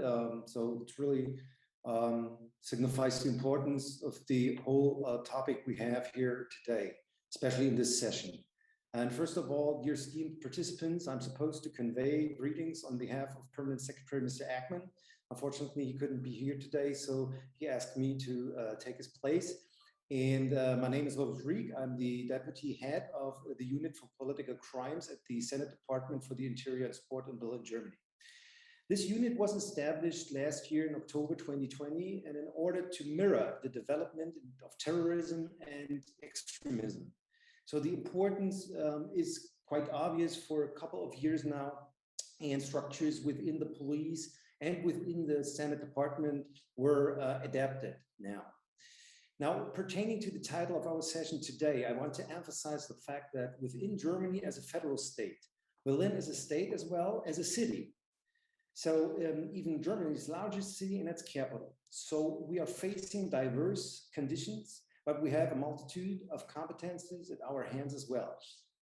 As in all of Germany, and not only because of our history, we in Berlin are particularly sensitive to racism and violence that is racially or ethnically motivated. As we observe a global phenomenon of ethnic polarization, unfortunately, we had 2 large attacks in recent years in Germany. In October 2019 in Halle, there was an attack on a synagogue, and in February 2020 in Hanau, numerous persons of migrant background. So what is Berlin doing as a city pertaining to the phenomenon of racially, ethnically motivated violent extremism? I would like to share a few insights from my department with you and briefly address some key areas, structural, organizational, and content related. First, general physical security measures by the police. The Berlin police security measures at buildings for Muslim faith communities are taken on a case-by-case basis. Since 2019, there has been an instruction from the senator to deploy the mobile police stations on suitable occasions in the vicinity of mosques and synagogues. There is regular contact with mosques and mosque associations through the police directorates. This is to build trust on the community level and execute the see something, say something principle. So if the community realizes there are threats that are visible before, they can directly go to their police officer and inform them. The Senate Department for the Interior has awarded a research contract for an independent study on possible racism and discrimination within the Berlin police to the Technical University of Berlin. And this is to be implemented by the 31st of March, 2022. This contract sees that it is to analyze the perception of the police by groups of people affected by racism and discrimination, to shed light on the mechanisms and in everyday police life, and on opportunity structures in police processes, as well as to take a look at the police organizational structures. The second point is specific measures of the Criminal Investigation Office. Now, the State Protection Unit at the Criminal Investigation Office, which is called LKA, within the Berlin Police is primarily responsible for the law enforcement aspects. There's a regular exchange on the actual security situation between the Berlin Police and the local domestic intelligence agency. And they call that platform the Joint Information Assessment Center on Right-Wing Extremism. Now, this shows how important communication between offices is and between entities that enforce law. The Berlin Advisory Network is a central networking instrument of the state concept against right-wing extremism. Here, experts cooperate with each other who are professionally active in the field of right-wing extremism, racism, and anti-Semitism, in counseling or project work. Then the nationwide security architecture is, of course, another part where the LKA is participating in nationwide bodies and sharing information. In addition, last year, or this year, beginning of this year, in February, the Office of a Contact Person for Anti-Semitism and other phenomena of group-related hostility to human beings was established. Its key tasks are central contact person for the Berlin police force on the topic, internally and externally, so for civilians. Preparation for further development of preventive measures with the inclusion of studies and external experts. So there's transparency and an openness. Advice and, if necessary, support for special events such as demonstration events, searches, mosques or synagogues, which are related to anti-Semitism, anti-Muslim racism, or anti-Black racism. And of course, we have another set of preventive measures, which are offered by the Berlin State Commission Against Violence. There's a project for the prevention through exit promotion, where young right-wing individuals are addressed and they try to be pulled out of their right-wing life situation. And then there is finally a victim support through counseling infrastructure on anti-Muslim racism. And to make it short, because I see I'm already over time here, the conclusion of all is that the role of the city is therefore absolutely essential in the measures and strategic issues to sustainably combat all forms of extremism and the threat of terrorism. At the same time, we see how important networking, cooperation, and communication with other authorities, especially the federal government, is. Thank you very much. It was my pleasure. Thank you, Lobis, for outlining this broad scope of activities and measures. We're going to turn now to Josephine Bergstrom, who is the Senior Advisor at the Swedish Center for Preventing Violent Extremism in Sweden. Josephine? Thank you so much, and thank you to all the previous speakers today. So my name is Josephine Bergström, and I work as a Senior Advisor at the Swedish Center for Preventing Violent Extremism. The center was established in 2018 and is responsible for promoting and coordinating the preventive efforts on national, regional, and local level to serve as a knowledge hub and to give needs-based support to the local level. I am part of our mobile support team, which means that I, together with 5 colleagues, help municipalities in their preventive work. We do this partly through our support line that is open during office hours every day, and the calls that we get often lead to us going to the municipality to help out on site. Worth mentioning here is that all of us in the mobile support team ourselves have experience from working on local level ourselves. from social services, from schools, NGOs, and on strategic level, which has shown to be very important since understanding the local context often is key when tailoring support to local needs. And this is also the first point that I want to make, the need for finding a national structure where the local level or cities know where to turn when they are faced with complex issues. Something as seemingly easy as local coordination is often a lot more difficult than what one might expect. And while each section of the municipality might be doing the right thing on their own, they very, very often need help finding ways of cooperating and talking to one another. But again, for any result to be lasting over time, it needs to be tailored to local context and their particular challenges, which calls for a bottom-up approach rather than top-down. And as a national actor, we can always give advice and help identify preventive measures, but we must always do so with a great portion of respect for the specific preconditions, and we must work with the municipalities to help to co-create this work. So simply handing out a one-size-fits-all leaflet, that won't be enough, and then certainly not lasting. As for my second and last point, I thought I'd say something about what I wish that I would have done differently when I myself was working as a coordinator on local level.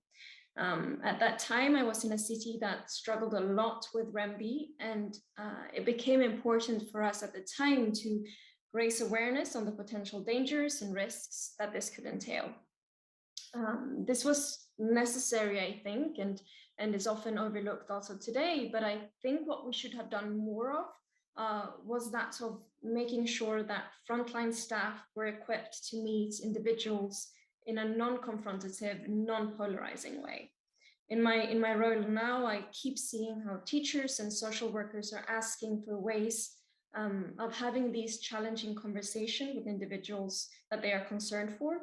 And our recommendation is always to meet them with respect and curiosity, to listen to what they have to say, and to try not to judge or label them. This too might seem just as basic as that of local cooperation, but it is often very challenging and also counterintuitive, and professionals need support in this balancing act that they sometimes find themselves in. Frontline professionals, of course, also need knowledge, especially when it comes to how REMBI has shifted. And there is still a tendency to look at organized actors, but we, as many others have pointed out, see that it is rather those who are self-radicalized online that pose an increasing violent threat. This has led us to looking into ways for the local level to work preventively online. And we're part of a project with Nordic Safe Cities that I believe Jeppe Albers, who is the next speaker, will say something about. And if not, I hope we can answer questions later. Thank you so much. Thank you, Josephine, for sharing your reflections. We'll turn now to the last speaker in our session, who is indeed Jeppe Albers, who's the Executive Director of Nordic Safe Cities. Jeppe, over to you. Thank you very much, Georgia, and thank you to the excellent Strong Cities Network for the invitation, collaboration the past many years here with us in Scandinavia. I'm joining you from Copenhagen, and I will spend my 5 minutes here trying to devise a practical blueprint seen from a Scandinavian perspective to address REMBI, or right-wing extremism, as we coin it here, with a foundation and 4 strategic pillars. This is based upon how 20 cities here see the challenge, and you can see how local prevention leaders from Denmark, Norway, Sweden, Iceland, and Finland take this approach on. So first, the foundation in the Nordic prevention, I think Josephine just mentioned it as well, and it goes for any form of violent extremism, is an early and systemic effort to build inclusive and socially coherent cities and local communities, and to promote the values that we also heard from some of the mayoral addresses here early on of democracy, freedom of speech, equality, mutual respect, and trust, both within the majority and minority populations.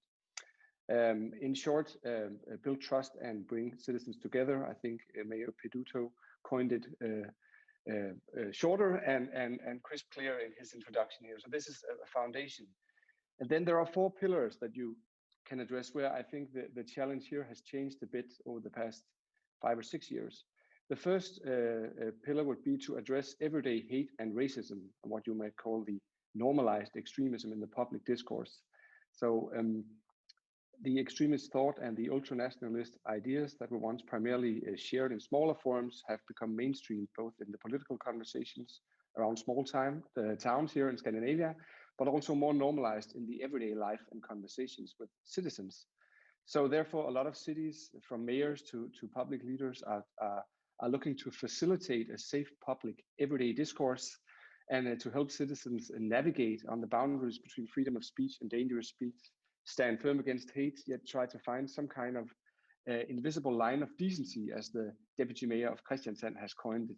So we don't have the same vocabulary, I think, as zero tolerance and anti-racism organizations. I find that extremely inspiring, what we heard earlier on.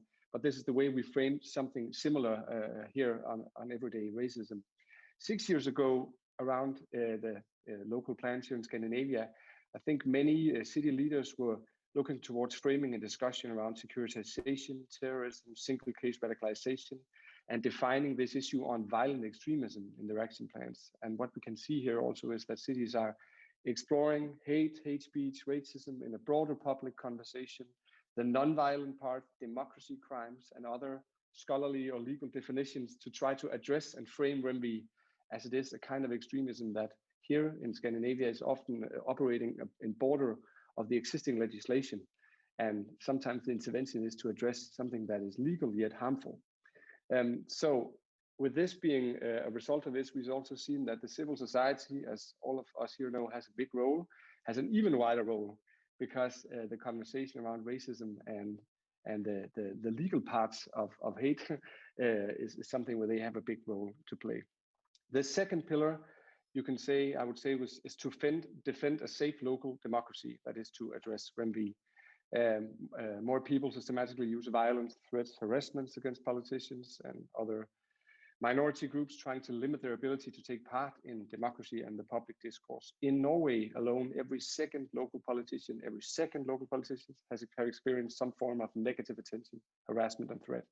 So to take this threat seriously and make sure it doesn't weaken democracy, so often female candidates or minority candidates can't take part in the discussion or quit their jobs because of the polarized climate. Some of the actions here, there are many things to talk about. This is an entire seminar in itself, I imagine, but some of the things happening here is democracy training for all local council members, so they are equipped to safeguard democracy when they step into office, and also help them so they are not when they have to deal with harassment themselves when they are the victims. How do they do that? As we heard earlier on, also I believe it was from the mayor of Calgary, let the municipal leaders lead with strong anti-discriminatory policies. It's the same here as an initiative, and also the police is taking preventative action on democracy crimes when they see the harassment from people or groups. Before people quit their job, they step in and give warnings.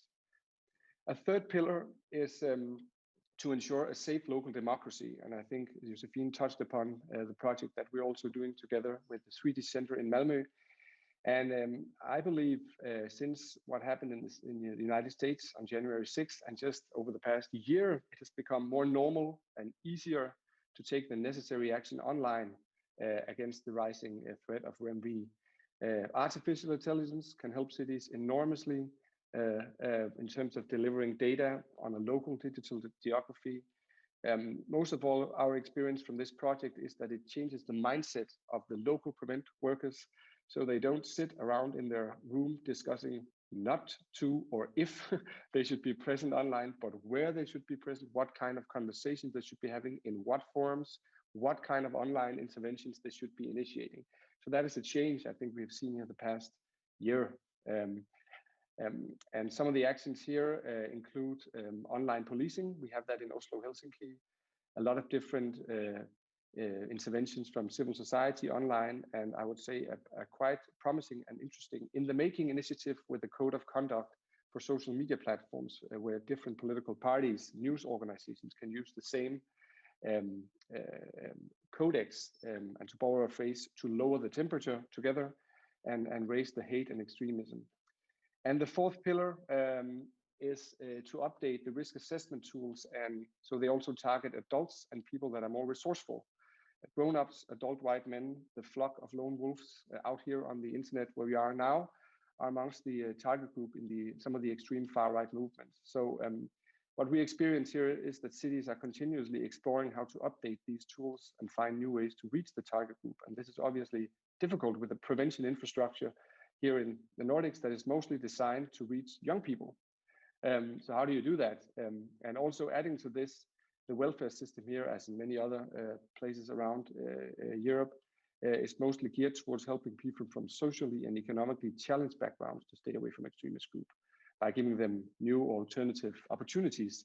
So this, such as jobs, education, support, etc. So this often doesn't apply or motivate resourceful people or educated people. And how do you take that conversation with them, to follow up what Josephine just said? How do you take that conversation with this type of people as a frontline personnel?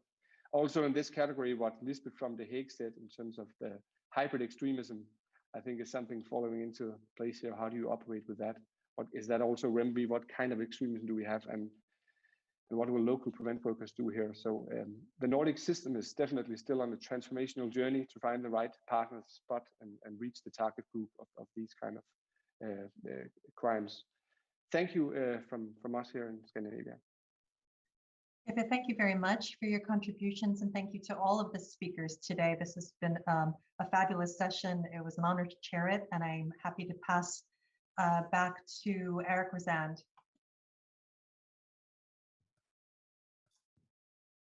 Thank you, Georgia, and thank you to all the mayors and other city leaders and Josephine for speaking. I think that session alone highlights why events like these are so important, and that they bring these local actors, these local voices, local leaders to the table, and the granularity in which they can talk about the threat and the challenges and the responses is certainly unparalleled. So thank you. Now to turn to the next session, we have Khalid Kozer, who's the Executive Director of the Global Community Engagement and Resilience Fund. And he will chair the session on the role of cities and civil society in rehabilitation and reintegrating returning family members of foreign terrorist fighters. With that, Khalid, the floor is yours. Thank you, Eric. I hope you can see me and hear me okay, can you? Yes, great, good, thanks. Well, listen, thanks to you and thanks to Strong Cities for the invitation. I'm delighted to be joining you now. As you said, this session before us focuses on the role of cities and civil society in supporting the repatriation, rehabilitation and reintegration of family members of foreign terrorist fighters. I think, as we know from other migration and return migration contexts, the burden of integration always falls upon cities. And we know the sorts of challenges that reintegrating other migrants always brings. It's around housing, employment, schooling, counselling, and so on. We know that in other migration contexts, there also can be opportunities around reintegrating migrants. And it'll be interesting to see whether our speakers think there are opportunities as well as challenges in this particular context. We have 4 speakers providing a really truly global perspective from Kosovo, from Kazakhstan, from Indonesia, and from Kenya. They've been invited to speak, as with the other speakers, for 5 minutes each. And I should flag that our second speaker, Gulnaz Razdikova, will be speaking in Russian, and there's an interpretation flag at the bottom of your screens. So I think without further ado, let's hear from Rebecca Kaner, who is Programme Manager of the Community Development Fund in Kosovo. Rebecca, over to you. Thank you. Thank you very much. Hi, everyone. I hope that you can hear me. It's a pleasure to be here with you all. I'm joining you from Pristina, Kosovo, and thank you also Strong Cities Network for the invitation. I work with a locally based organization, a community development fund in Kosovo, in a GSERV funded program, which supports the reintegration and rehabilitation of returned foreign fighters and their families. Between 2012 and 2018, many Europeans went to the war zones in Syria and Iraq, and Kosovo actually has an estimated number of 403 Kosovars, out of whom 255 are considered as foreign fighters, and about 242 Kosovars have returned from these war zones. So the threat of violent extremism obviously became more apparent. Therefore, Kosovo institutions took a series of measures to control the threat and to strengthen the preventative efforts. Kosovo's government has opted for a combination of punitive rehabilitation and reintegration measures, including working with CSOs in bolstering the efforts. The practical rehabilitation measures in Kosovo include providing psychological and religious counseling to prisoners in connection with their illegal activities, providing social support for their families, and also development of new employment programs or other methods of reintegration of radicalized individuals in society, actually de-radicalized. The restorative measures, I would just like to mention a few things of how the system is currently working in order to understand where our support as an CSO is actually coming in. The restorative measures, for example, have the 72 period where most of returnees, returned fighters return to their families. They might, the ones that have no home to return to, are coordinated through coordination with municipal authorities, are housed, and also with Ministry of Education, their children return to schools.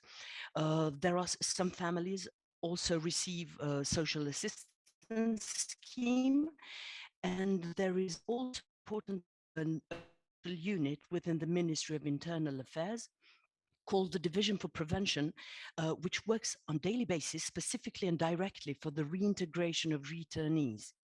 However, they do have limited resources, therefore they mainly rely on donor support, which is also where we come in as a locally based organization. The punitive measures, Kosovo Correctional Service actually accepts the foreign fighters in Kosovo since 2014. And although it did have some previous experience with religiously radicalized individuals, the repatriated fighters posed a different challenge onto the system. And in 2016, a specific program was actually developed to offer educational programs and to enable prisoners to complete vocational trainings, to complete education. But many returnees did refuse to participate in these programs. There is a lack of various mechanisms, for example, upon release of these foreign fighters from the facilities. And lastly, the disengagement process actually was unsuccessful in Kosovo because the Ministry of Justice created a program whereby the Kosovo Correctional Services, aiming to de-radicalize returnees, organized lectures that were to be conducted by verified imams. But this actually was not accepted sort of from the foreign terrorist fighters that were within the system. So our organization now implements a program which is based on the individual needs of the returnees. Women are offered vocational courses, parenting classes, and they are also supported through grant provision. Investing and increasing in their capacities enables them to actually become valuable members of society and to increase their skills as parents, which is also a very important element for us. We always try to organize the classes whereby the returned foreign, the RFTFs and non-RFTFs are combined in the groups, as we consider that organized classes actually increase their social skills, and exposure to various insights is also very important for them. The institutions in Kosovo actually do have a very centralized communication system between different institutions, and this is where the biggest problem in a way is, because the division and within the Ministry of Internal Affairs has limited capacities, but all the contributions of the CSOs are channeled through this mechanism. These bureaucratic procedures and the burden of a single mechanism, which serves as a link between the various stakeholders, makes it difficult for the socialization of the returned foreign terrorist fighters, because it kind of slows them down. And we consider obviously that the coming back into the society actually is very much helped by the process of socialization. At the moment, Kosovo is preparing the local levels to increase their capacities in dealing with RFTFs. And our organization is preparing a TOT, where various profiles, psychiatrists, psychologists, and social workers will become, in the future, TOTs to address the mental health of returnees, which has also been identified as one of the biggest obstacles, actually. Children returnees are more prone to stigmatization in Kosovo, as they do share a feeling of isolation and discrimination from the community. Their integration in the school system has progressed significantly, but most of them continue to attend special classes separately from other children until they're prepared to join. They do have limited space to socialize, and this also affects their reintegration process. And this is where Community Development Fund actually organizes various individual and group activities. We organize forum theater activities where children from one school all together watch a specific performance, and then they are discussed within the whole school. We also organize various educational trips where children are part of larger groups, visiting historical, educational sites, cultural sites. And we continue to believe, obviously, that the individual sessions that children receive are extremely important for their mental state, because they do receive support from the psychiatrist, which is offered from the system. However, we offered activities such as healing and education through arts, drama therapy, and process drama. This enables them to express their feelings and their experiences, and to deal and overcome their trauma. Women and men, I don't know whether I have a lot of time, they do face a lot of challenges, and they face major barriers for employment in public and private sector. Their employment in the public sector is hampered to some extent by their criminal responsibility that they bear, because in Kosovo, their engagement is punishable by law 3 to 15 years. The private sector at the same time refuses to employ them, as they continue to perceive them as a threat for the companies and the community at large. As an organization, we offer individual grants in order to enable them upon finishing of the vocational training courses. They're offered individual grants. At the same time, it's important that the division monitors them. And actually, we do have contracts, specific contracts that kind of ensure the usage and the usage of the funds that they will be generating. So the aim is to enable income generation, and to create, at the same time, we support their linkages with local businesses, and we do that through the internships that we provide. So. Perfect. Thank you very much indeed, Rebecca. And of course, GSEF is delighted to be working with you on these important projects. Our next speaker is Gulnaz Raztikova, who is the director of the Center for Analysis and Development of Interfaith Relations of Pavlodar in Kazakhstan.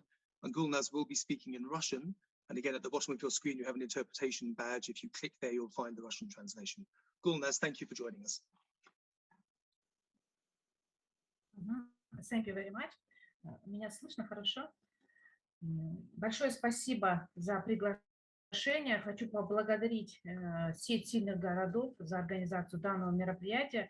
Я думаю, что такие мероприятия, они делают нас сильнее, да, и устойчивее к рискам радикализации. И я знаю, что сеть сильных городов реализует несколько проектов и в нашей стране весьма успешных, и я участвовала в этих проектах, поэтому хочу поблагодарить и спикера, и модератора, и организаторов данного мероприятия. Но, к сожалению, риски религиозного экстремизма, они тронули и нашу страну. В 2012-2015 годы был массовый отток граждан Казахстана на территорию боевых действий в Сирию. В 2019 году началась гуманитарная операция «Жусан».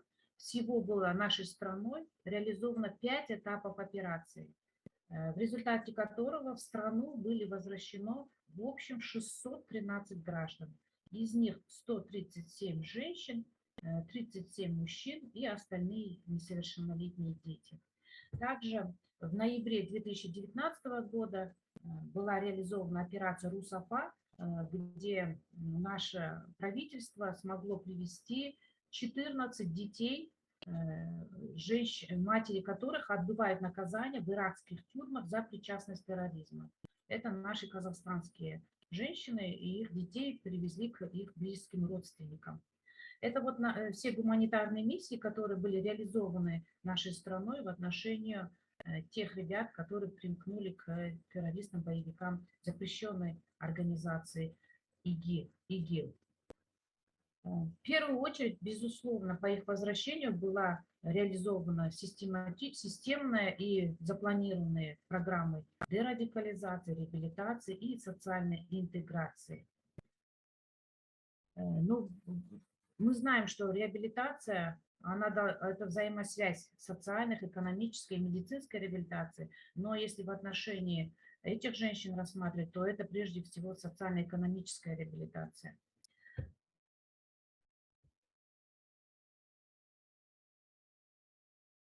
Следующий момент, проблемные моменты по Центральной Азии. Хочу сказать, что до сих пор нет единого термина, как обозначать этих людей, как их называть, этих людей. Даже, например, в некоторых странах называют их репатрианты, в некоторых странах называют их возвращенцы. Если брать европейскую практику, то называют их иностранные боевики-террористы. То есть как правильно обозначить эту категорию людей, я думаю, что это очень важная проблема, которая должна обсуждаться и вот на таких семинарах, на таких совещаниях. Следующий момент по нашей стране – это разделилось мнение экспертного сообщества и мнение в общем общества. Экспертное сообщество все-таки поддерживало репатриацию. Они говорили, что необходимо возвращать, что у нас есть все ресурсы для того, чтобы этих женщин вернуть к нормальной жизни.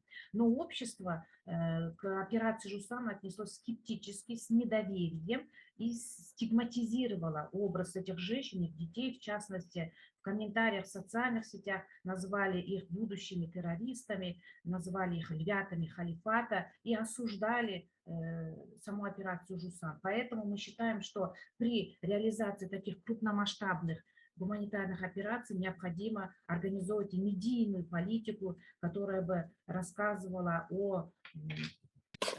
об этой операции, о сути этой операции. Но прежде всего основная задача этой операции – это, конечно же, чтобы наши сограждане нашей страны не пополнили ряды будущих террористических организаций. Я считаю, что это основная, главная цель и миссия в превенцию международного терроризма. Феминизация экстремизма, вообще образ женщины-террористки, он очень сильно стигматизирован и в экспертном сообществе, и в научном сообществе. Женщин всегда представляют пассивными фигурами, такими жертвами, да, экстремизма, жертвами терроризма, что они очень ведомы. И на самом деле не так. Почему? Потому что я работаю с теми женщинами, которые обладают достаточно сильными волевыми качествами и сами могут заниматься вербовкой либо рекрутированием других людей, и работа с этими женщинами, она осложнена, к сожалению. На сегодняшний день говорить о том, что 100% все женщины интегрировались в обществе, я думаю, рано. Мы сегодня можем только говорить о ремиссии экстремизма. То есть женщины отказались от каких-то поверхностных убеждений, но в целом в своем когнитивные изменения в них происходят очень медленно. И это связано с тем, что они долгое время находились, являлись членами террористической организации, то есть более 5 лет, и это, естественно, принесло изменения на их мировоззрение. Факторы вторичной радикализации женщин, они есть, они остаются, мы их прекрасно видим. Я сама как эксперт, как практик эти факторы знаю, но перечислю основные. В первую очередь это ее семья, семейное окружение. Если женщина возвращается обратно в радикализированную семью, то, естественно, обратно станет радикалкой.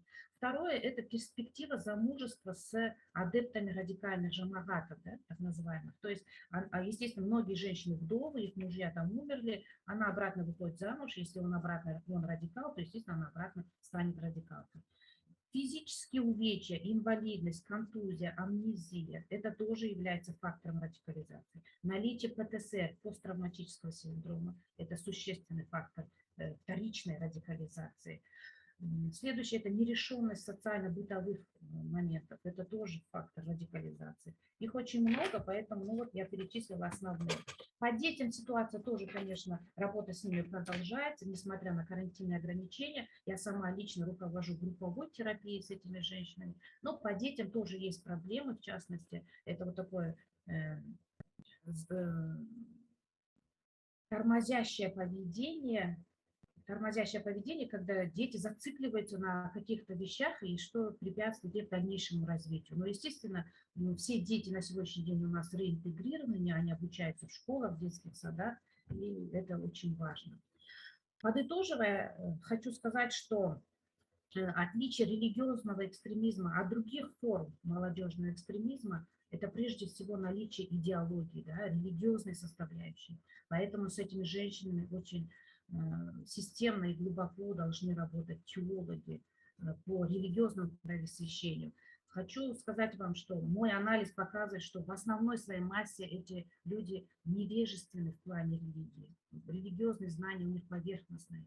Если раньше роль религии для общества была второстепенной, то есть считали, что религия – это что-то такое неважное, то сейчас религия, в современном мире религия стала фактором объединяющим, в том числе и на радикальных убеждениях. То есть радикальный религиозный призыв мог объединить вот такой международный радикальный интернационал, да, который мы видели на территории Сирии. Это, к сожалению, вот этот фактор мы должны учитывать и проводить исследования, изучать, внедрять передовые практики. И те проблемы, которые касаются нашей страны, они, думаю, что актуальны для всех наших других государств. Спасибо большое, коллеги.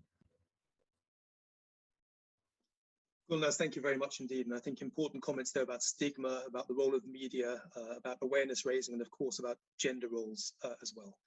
We now move on 5 minutes, please, if possible, to Taufik Ondri, who is the Executive Director of the Institute for International Peace Building, YPP, in Indonesia. Taufik, over to you, please. Thank you. Mr. Khaled Kosher, the moderator, thank you for the Strong City Network. This is my opportunity to explain on the Indonesian experience, especially on how they dealing with the deportees and returnees as of the foreign terrorist fighter treatment in Indonesia. So I have to admit that these things, when the Indonesian government dealing with the former terrorists and foreign terrorist fighter, it's not really working well. So we facing a couple of difficulties. We're facing a couple of problems during the first and second wave of the repatriation back in 2017, back in 2018. We have almost 700 individuals, but honestly, what we did is not really working back then. So we applying a 4-week program ministry facility. We give counseling, we give a kind of education, we give a kind of national program to make them understand, to make them, you know, getting some deregulation program, but it's not really working. And it's much more difficult when we try to return them to their home.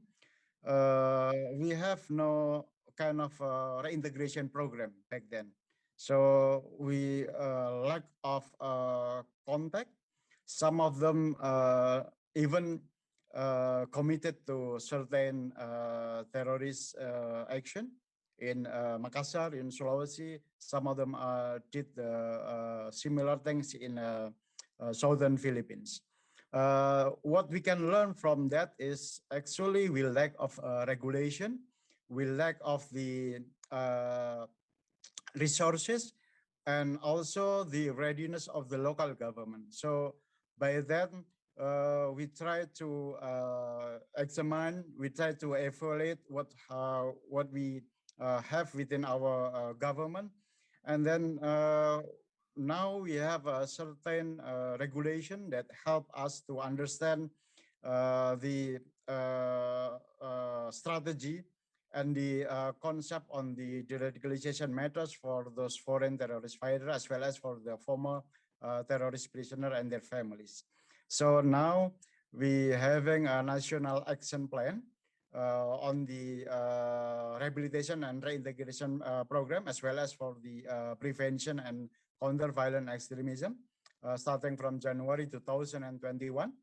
And it's starting to be a major discourse, and now it's getting a breakdown into more local and more strategic for the city and the district under the provincial base in Indonesia. And we started our program with the Central Java province. It is quite challenging because you know that the idea of taking care of the terrorism issue is always become the domain of the national government, the central government. But now we realize that we need to get solid and significant support from the local government. It's now starting to work. A lot of support coming from the local government, and it's multi-stakeholder.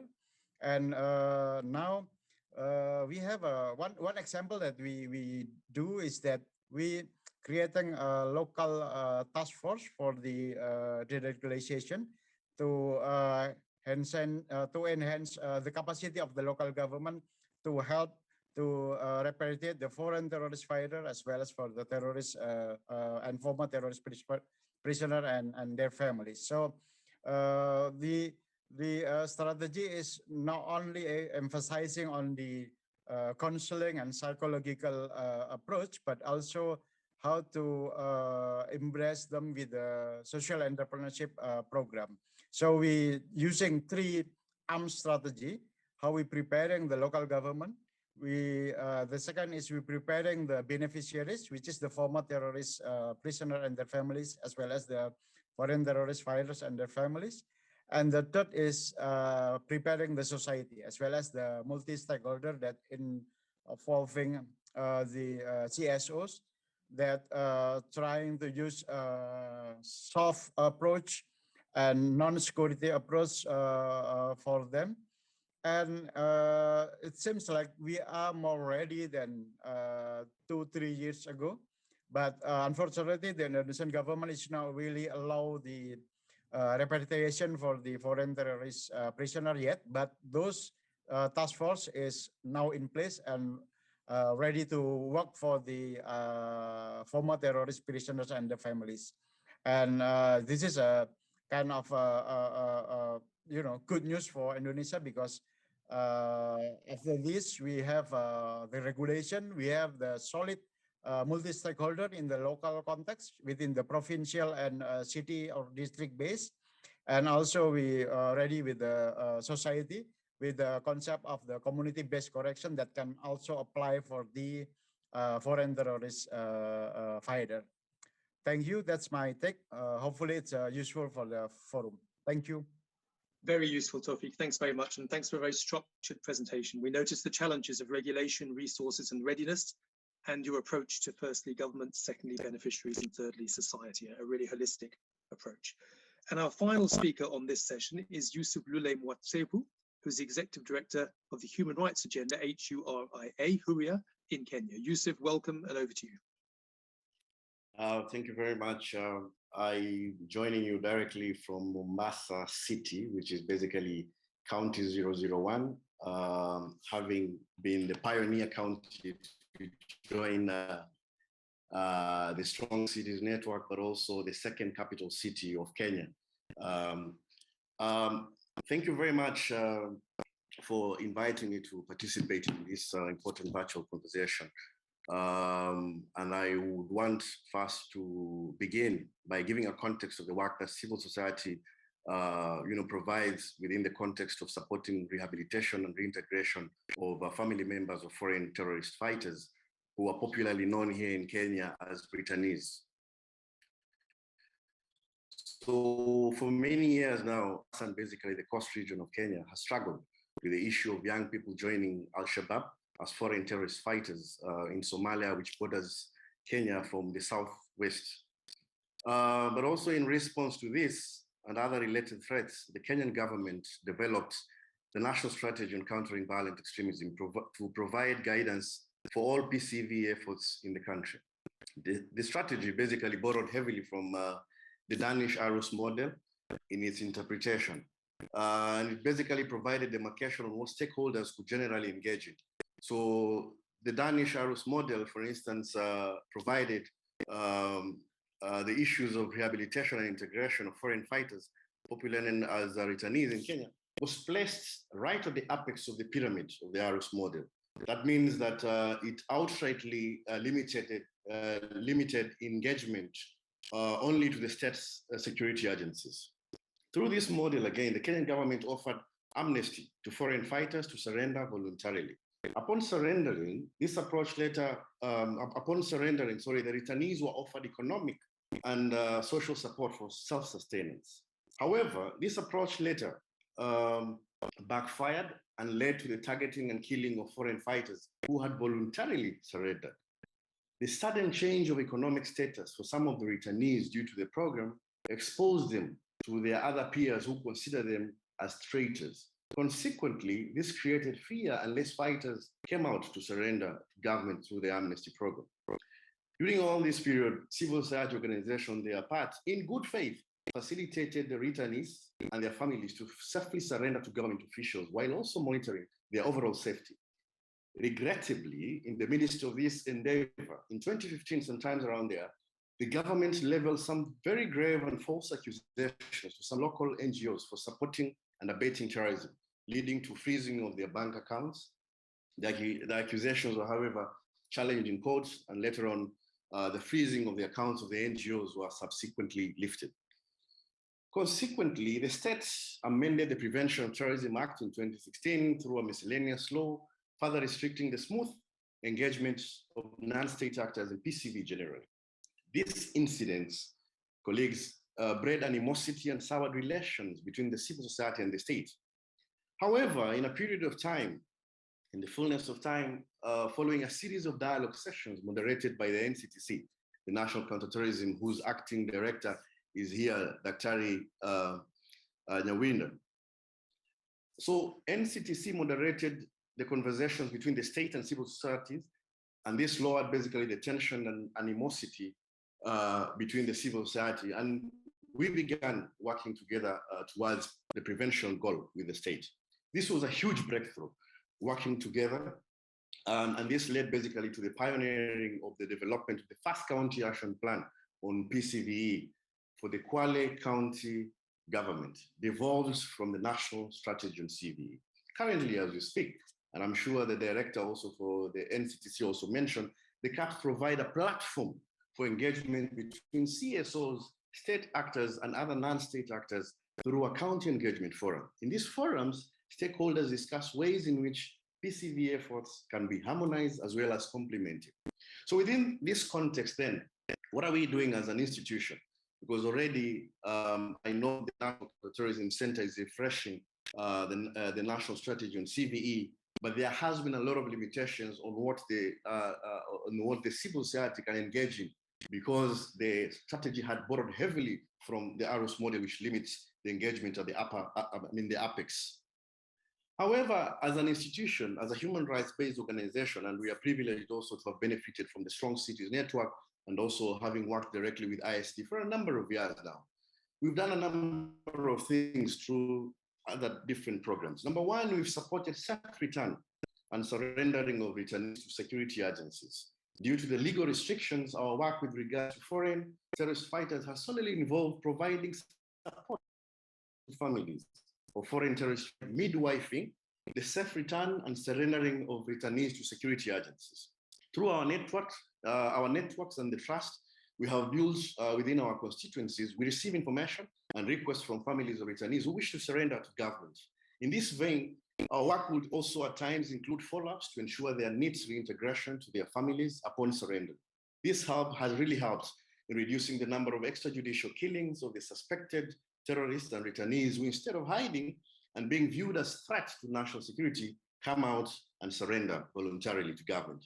Secondly, we've also enhanced community preparedness for integration and rehabilitation of returnees through awareness-raising forums. There's a lot of stigma in our communities, so we have to prepare our communities and tell them, this is a good initiative, we have to support the integration of our people. And thirdly, we have also been providing psychosocial support to victims of families through an activity we call family PCV clinics, where we provide counseling and mentorship and referrals to organizations that also work within that realm. And finally, we have also been providing legal aid and human rights education to victims' families, whose members of the families or relatives have actually been victims of extrajudicial killings and enforced disappearances within that process. This has really helped towards reversing the whole issue of PCVE. But also importantly to note that the issue of extrajudicial executions and disappearances has really engaged a reverse gear in the PCV agenda. And we wish that this is something that the National Counterterrorism Center would also embrace and find a lasting solution. And finally, ladies and gentlemen, I also wish to put in a recommendation to the National Counterterrorism Center that they need to develop a framework for civil societies to safely engage returnees and their families in rehabilitation and reintegration. Thank you very much, and I'm very pleased to be part of this conversation. Yusuf, thank you very much indeed. I've visited some of your family PCV clinics and they're very impressive indeed. And thank you for that strong recommendation. And with that, colleagues, ladies and gentlemen, I think I now hand over to Dan Hooton, who's Head of International Programs at the Strong Cities Network, to lead a discussion on the last two sessions. Dan, over to you, please. Thanks. I'm going to step in for Dan because we are running behind time a little bit. And so we're going to forego the Q&A because we know everyone has a busy schedule and we want to try to stick to the 2.5-hour time limit if at all possible. As we've said earlier, we are gathering questions in the chat and the Q&A, and we will do our very best to either respond to them ourselves or identify the appropriate participant and see if we can get a response from him or her, and we can share with the person who asked the question after the event. So apologies for that. And we are delighted, although it's not on the agenda, we're delighted that our colleague from North Macedonia, Jeladen Ayvazi, who's the Deputy National CVE Coordinator, is able to offer a few remarks from our co-host for this event, co-sponsor of this event, the government of North Macedonia. So Jeladen, it's nice to see you, and the floor is yours. Thank you, Eric. I hope you can hear me. I am Jeladen Ayvazi, the Deputy National Coordinator of Counter-Violence Extremism back in North Macedonia. Greetings to all participants in the name of the government of North Macedonia and National Committee for Counter-Violence Extremism and Counterterrorism. Also, it's a pleasure to co-host this event with partners, strategic partners like USA and you. Also the Strong Cities Network, and also thank you for the panelists and their great intervention. It is always a pleasure to learn from experiences of our colleagues from all over the world. I just want to turn back to the North Macedonian National Committee that we have been working to empower local authorities and communities to valuable partners to PCVE efforts. We also continuously, we are working on prevention and such as raising awareness, capacity building, and also raising awareness about the national counterterrorism and counter-violent extremism strategies and action plans. While with the decision of the with violent designing of the national strategy for counter-violence extremism and counterterrorism, we went through different consultation among the different stakeholders from the national local level, and also we did include CSOs and NGOs and their contribution in the drafting of the strategy. The national committee sit on creation of multi-sectoral community action teams in several cities, such as Chai, Gostivar in Kičevo, and also I have to mention that with the help of Strong Cities Network, we did establish a community action team in the municipality of Kumanovo, and also they did draft the action plan for the next years. I would like to mention also the role of a local prevention council and the role in the prevention of counter-violent extremism. But lately, what we have been doing in the regard of returnees and repatriation, in 2020, government of North Macedonia adopted a national strategy for the returnees, meaning foreign terrorist fighters and their families, women and children.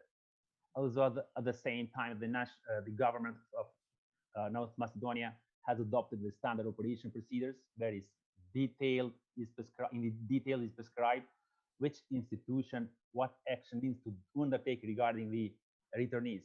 I just want to say that the national strategy for returnees for integration, socialization, and rehabilitation needs to go through 4 phases.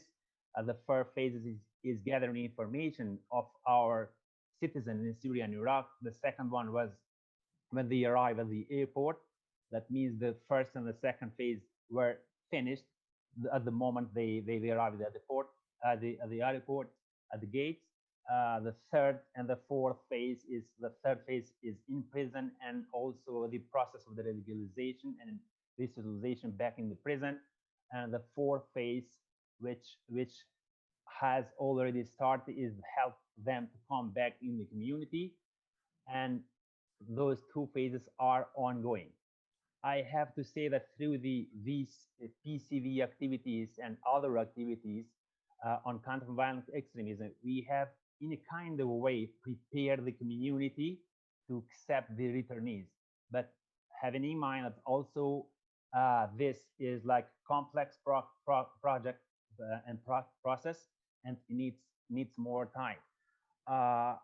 With the help of our partners, we did created local multidisciplinary teams for reintegration, resocialization, and rehabilitation of the persons, of the women and children who are going to be back in the community. We are also having trainings on psychiatrists and also social workers, having in mind that this process of reintegration is led by social workers. So we are at the same time taking action to help the women and children, to have them being returned and having trainings, and also being there for the needs and the other assessment. I don't want to be too long, but just I want to emphasize the importance to view the PCV efforts through a human rights and governance framework. And also I would like to emphasize the importance of building and creating global networks to share experiences, best practices, and this event is like an example of how we can learn from each other. I just want one more thing to share with you, that today we also did share the best practice among the Western Balkan countries in Skopje. That was organized through IOM, and we are very happy that this kind of practice is going to be ongoing, but that it doesn't mean we will stop only in Western Balkan countries, but also we can share the best practice among the rest of the world. So finally, it was a pleasure to be here and also to greet you, and thank you very much for your attention and the invitation to be part of this event. Thank you very much, Aladdin. And just to note that I think North Macedonia is one of the few, if only, country that has developed a specific comprehensive framework for the issues surrounding repatriation, rehabilitation, and reintegration. So congratulations to North Macedonia on that. Now it's my pleasure to give the floor to the Undersecretary for Foreign Policy from the Ministry of Foreign Affairs in Denmark, Ambassador Christina Marcus Lassen, who will be joining us with a pre-recorded message, which will be played right now. Hello, everyone, dear colleagues. I'm very sorry that I'm not able to be with you today, but I still didn't want to miss this opportunity to share some ideas for how to further enhance the Strong Cities Network's relevance and impact. Through our Peace and Stabilization Fund, Denmark has been a long-term supporter of the Strong Cities. Earlier this year, we commissioned an external study of the network's ability to generate results. And let me just highlight a couple of observations. First, the study confirms that the Strong Cities Network's relevance to the global policy agenda on PVE or CVE. The network helps ensuring that cities and other local governments leverage their comparative advantages as part of a whole of society approach. So it just was where we were hoping for. Second, representing a more diverse membership of more than 145 cities, the network is uniquely positioned to advocate for more focus on the role of mayors and the cities they lead in effective prevention at all levels. However, although the network has made important progress since its launch at the UNGA 6 years ago, more can be done to ensure that it delivers on its full potential. We believe the network should engage more with global actors such as the UN Office of Counterterrorism, the Global Counterterrorism Forum, and its inspired institutions on a more frequent basis. And to this end, we're delighted to see that both the heads of UNOTC and GSERF participated in today's event. Enhanced engagement between the network and the international PVE or CVE architecture will ensure that the role and needs of cities are reflected in global policy and programming discussions, and it will ensure a strong focus on local prevention efforts as the most effective way of reducing the threat from global terrorism. This is my message to the Strong Cities, but certainly also to all other members of the global counterterrorism architecture. We need to hear from cities in different fora, what they need, and how the network and other multilateral platforms can best support them. This means that the cities on the Strong Cities International Steering Committee should provide strategic direction to the network to ensure it's driven by the needs of its members. It means hearing from cities at the global table in New York when UN member states review the UN Global Counterterrorism Strategy. And it means ensuring the perspectives of cities are included when national governments are developing and implementing their national CVE strategies or action plans. As a global network, the steering board is a critical platform for engaging policymakers, refining the network's internal strategy for the years to come, and mobilizing into external funding. As we emerge from the COVID-19 pandemic, we look forward to a rejuvenated, visible, and vibrant steering board speaking on behalf of the entire global network. And we're pleased to learn about last week's virtual gathering of cities to discuss the future direction of the network. We hope that those who participated will join a re-energized steering board. So please engage, you have our full support. I would like to thank the Strong Cities Network, the Secretariat and partners, including our colleagues at the US State Department and the North Macedonian Ministry of Foreign Affairs for convening this meeting. Thank you so much, and please keep up the great work. Thank you very much, Denmark, which has been a long time supporter of the Strong Cities Network, and we're looking forward to continuing to work with them in the future. Speaking of the International Steering Committee discussion that was referred to by Ambassador Lawson, we're delighted to have two city representatives who participated in that meeting last week to share some reflections on that meeting and on the future direction of the network more broadly. And our first speaker is May Sek, who's a technical advisor to the mayor in charge of urban security in the city of Dakar in Senegal. And May, the floor is yours.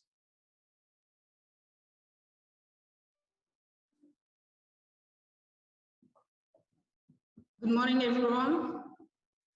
Firstly, I want to thank the Strong Cities Network for inviting me to join and to speak about our last week meeting. Firstly, as one of the original members of the Strong Cities Network and a long-time supporter of the network, Dakar was delighted to be among the nearly 20 cities from different regions that participated in last week's meeting to discuss how to strengthen our network. We emphasized during this meeting how the network is filling a critical gap in the multilateral PCVE architecture, noting how it is the only initiative focused on strengthening the role of mayors and local governments around the world and in preventing counterterrorism and violent extremism. During the meeting, we exchanged on the importance of ensuring the SCN is fit for engaging on a more consistent basis, with more cities to better understand and support their PCVE and related needs, facilitating more sharing, learnings, and interaction amongst mayors and local authorities, and ensuring the perspective of local leaders and governments are heard more regularly in global, regional, and national levels. This starts with invigorating the network's International Steering Committee, which has played an important role. During last week's meeting, we agreed on the need for the steering committee to assume a more robust role. The near-term goal is bringing together a diverse group of some 25 cities and other local authorities which are committed to the Strong Cities Network missions and willing to play an active role and a leadership role in helping to advance it. During the meeting, participants shared different perspectives on challenges that cities in different regions are facing and how can SCN help to meet those challenges. It was noted how COVID-19 related lockdown measures have been interpreted by some as anti-religious or against free speech. This has, in some contexts, diminished the trust and the faith in local governments and local authorities, which often find itself having to enforce those measures. This has complicated efforts by cities to engage in PCVE and emphasize the need for city-led engagement to contribute to diffusing and reducing intercommunal tension and polarization. In this regard, and this certainly applies to my city, Dakar, violent extremism is not typically a priority issue to cities. They are usually confronted with more immediate and risk-created threats and challenges facing their community like drugs, migration, crime, and other forms of violence. Given this reality, and particularly where resources are limited, example in Dakar, but it's the same thing in other cities in Africa and other parts of the world, we emphasize the value of integrating efforts to prevent violent extremism across a variety of municipal services or activities, including education, psychosocial care, sports, culture, and vocational training. Being proactive against the threat before it leads to violence was seen as a critical, and for those cities which had not necessarily been directly affected by past terrorist incidents, was a motivation for joining the network. In this regard, we discussed how cities could benefit from greater clarity between freedom of speech and hate speech and what the content is acceptable or not acceptable.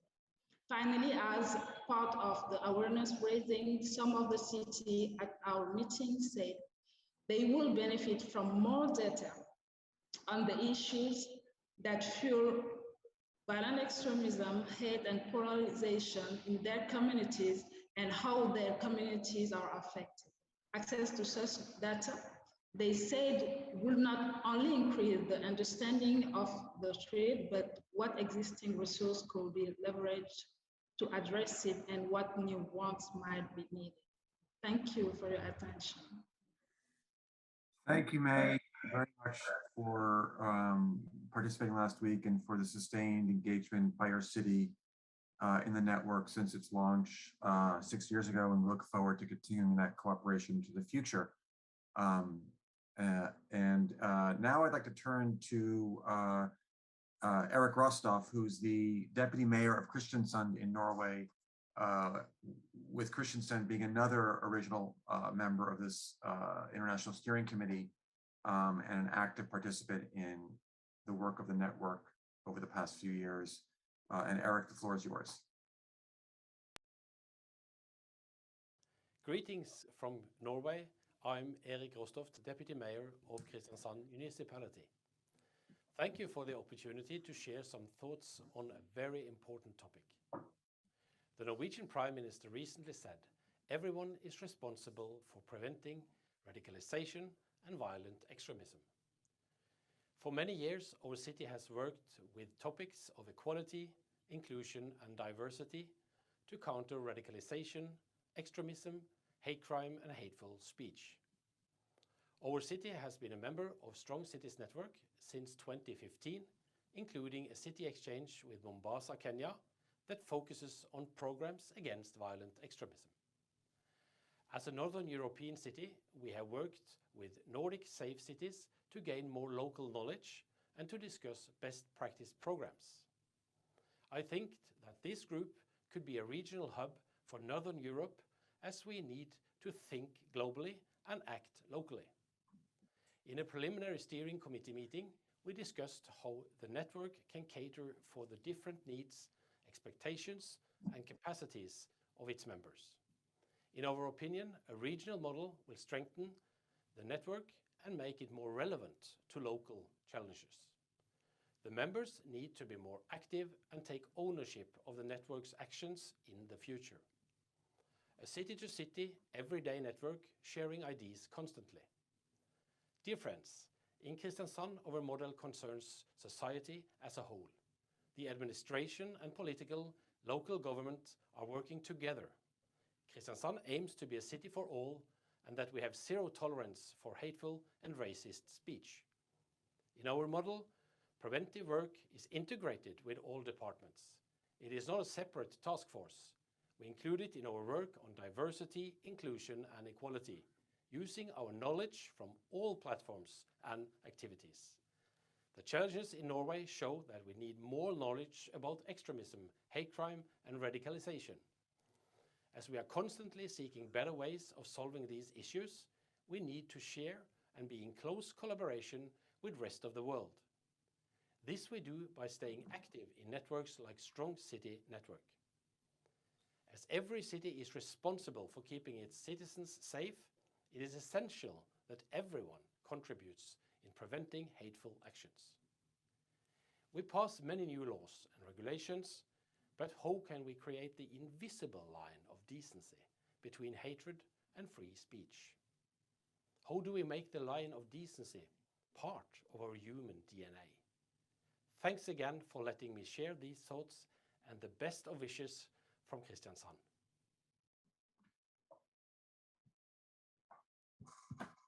Thank you to Eric for those remarks, and it's a nice way to wrap up the session. Apologies, we've gone a little bit over, but I think that's largely the result of having so many dynamic and interesting speakers on the agenda and us trying to get through a number of issues.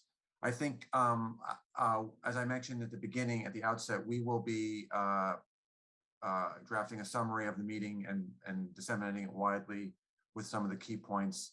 For those speakers who are able to, we kindly ask that you share any prepared remarks with our team to help us ensure accuracy of the summary. And I think going forward, one of the things we are eager to do is build on, I think, the momentum that this event has helped generate. And with that in mind, with support from the US State Department, we'll be launching a SCN initiative on transatlantic cooperation among cities against REMB issues, right-wing violent extremism. That'll be happening this fall. And our hope is also to be able to launch a SCN working group focused on the role of cities in rehabilitating and reintegrating family members of returning foreign terrorist fighters, to allow for more practitioner exchanges among city level officials and civil society on these issues.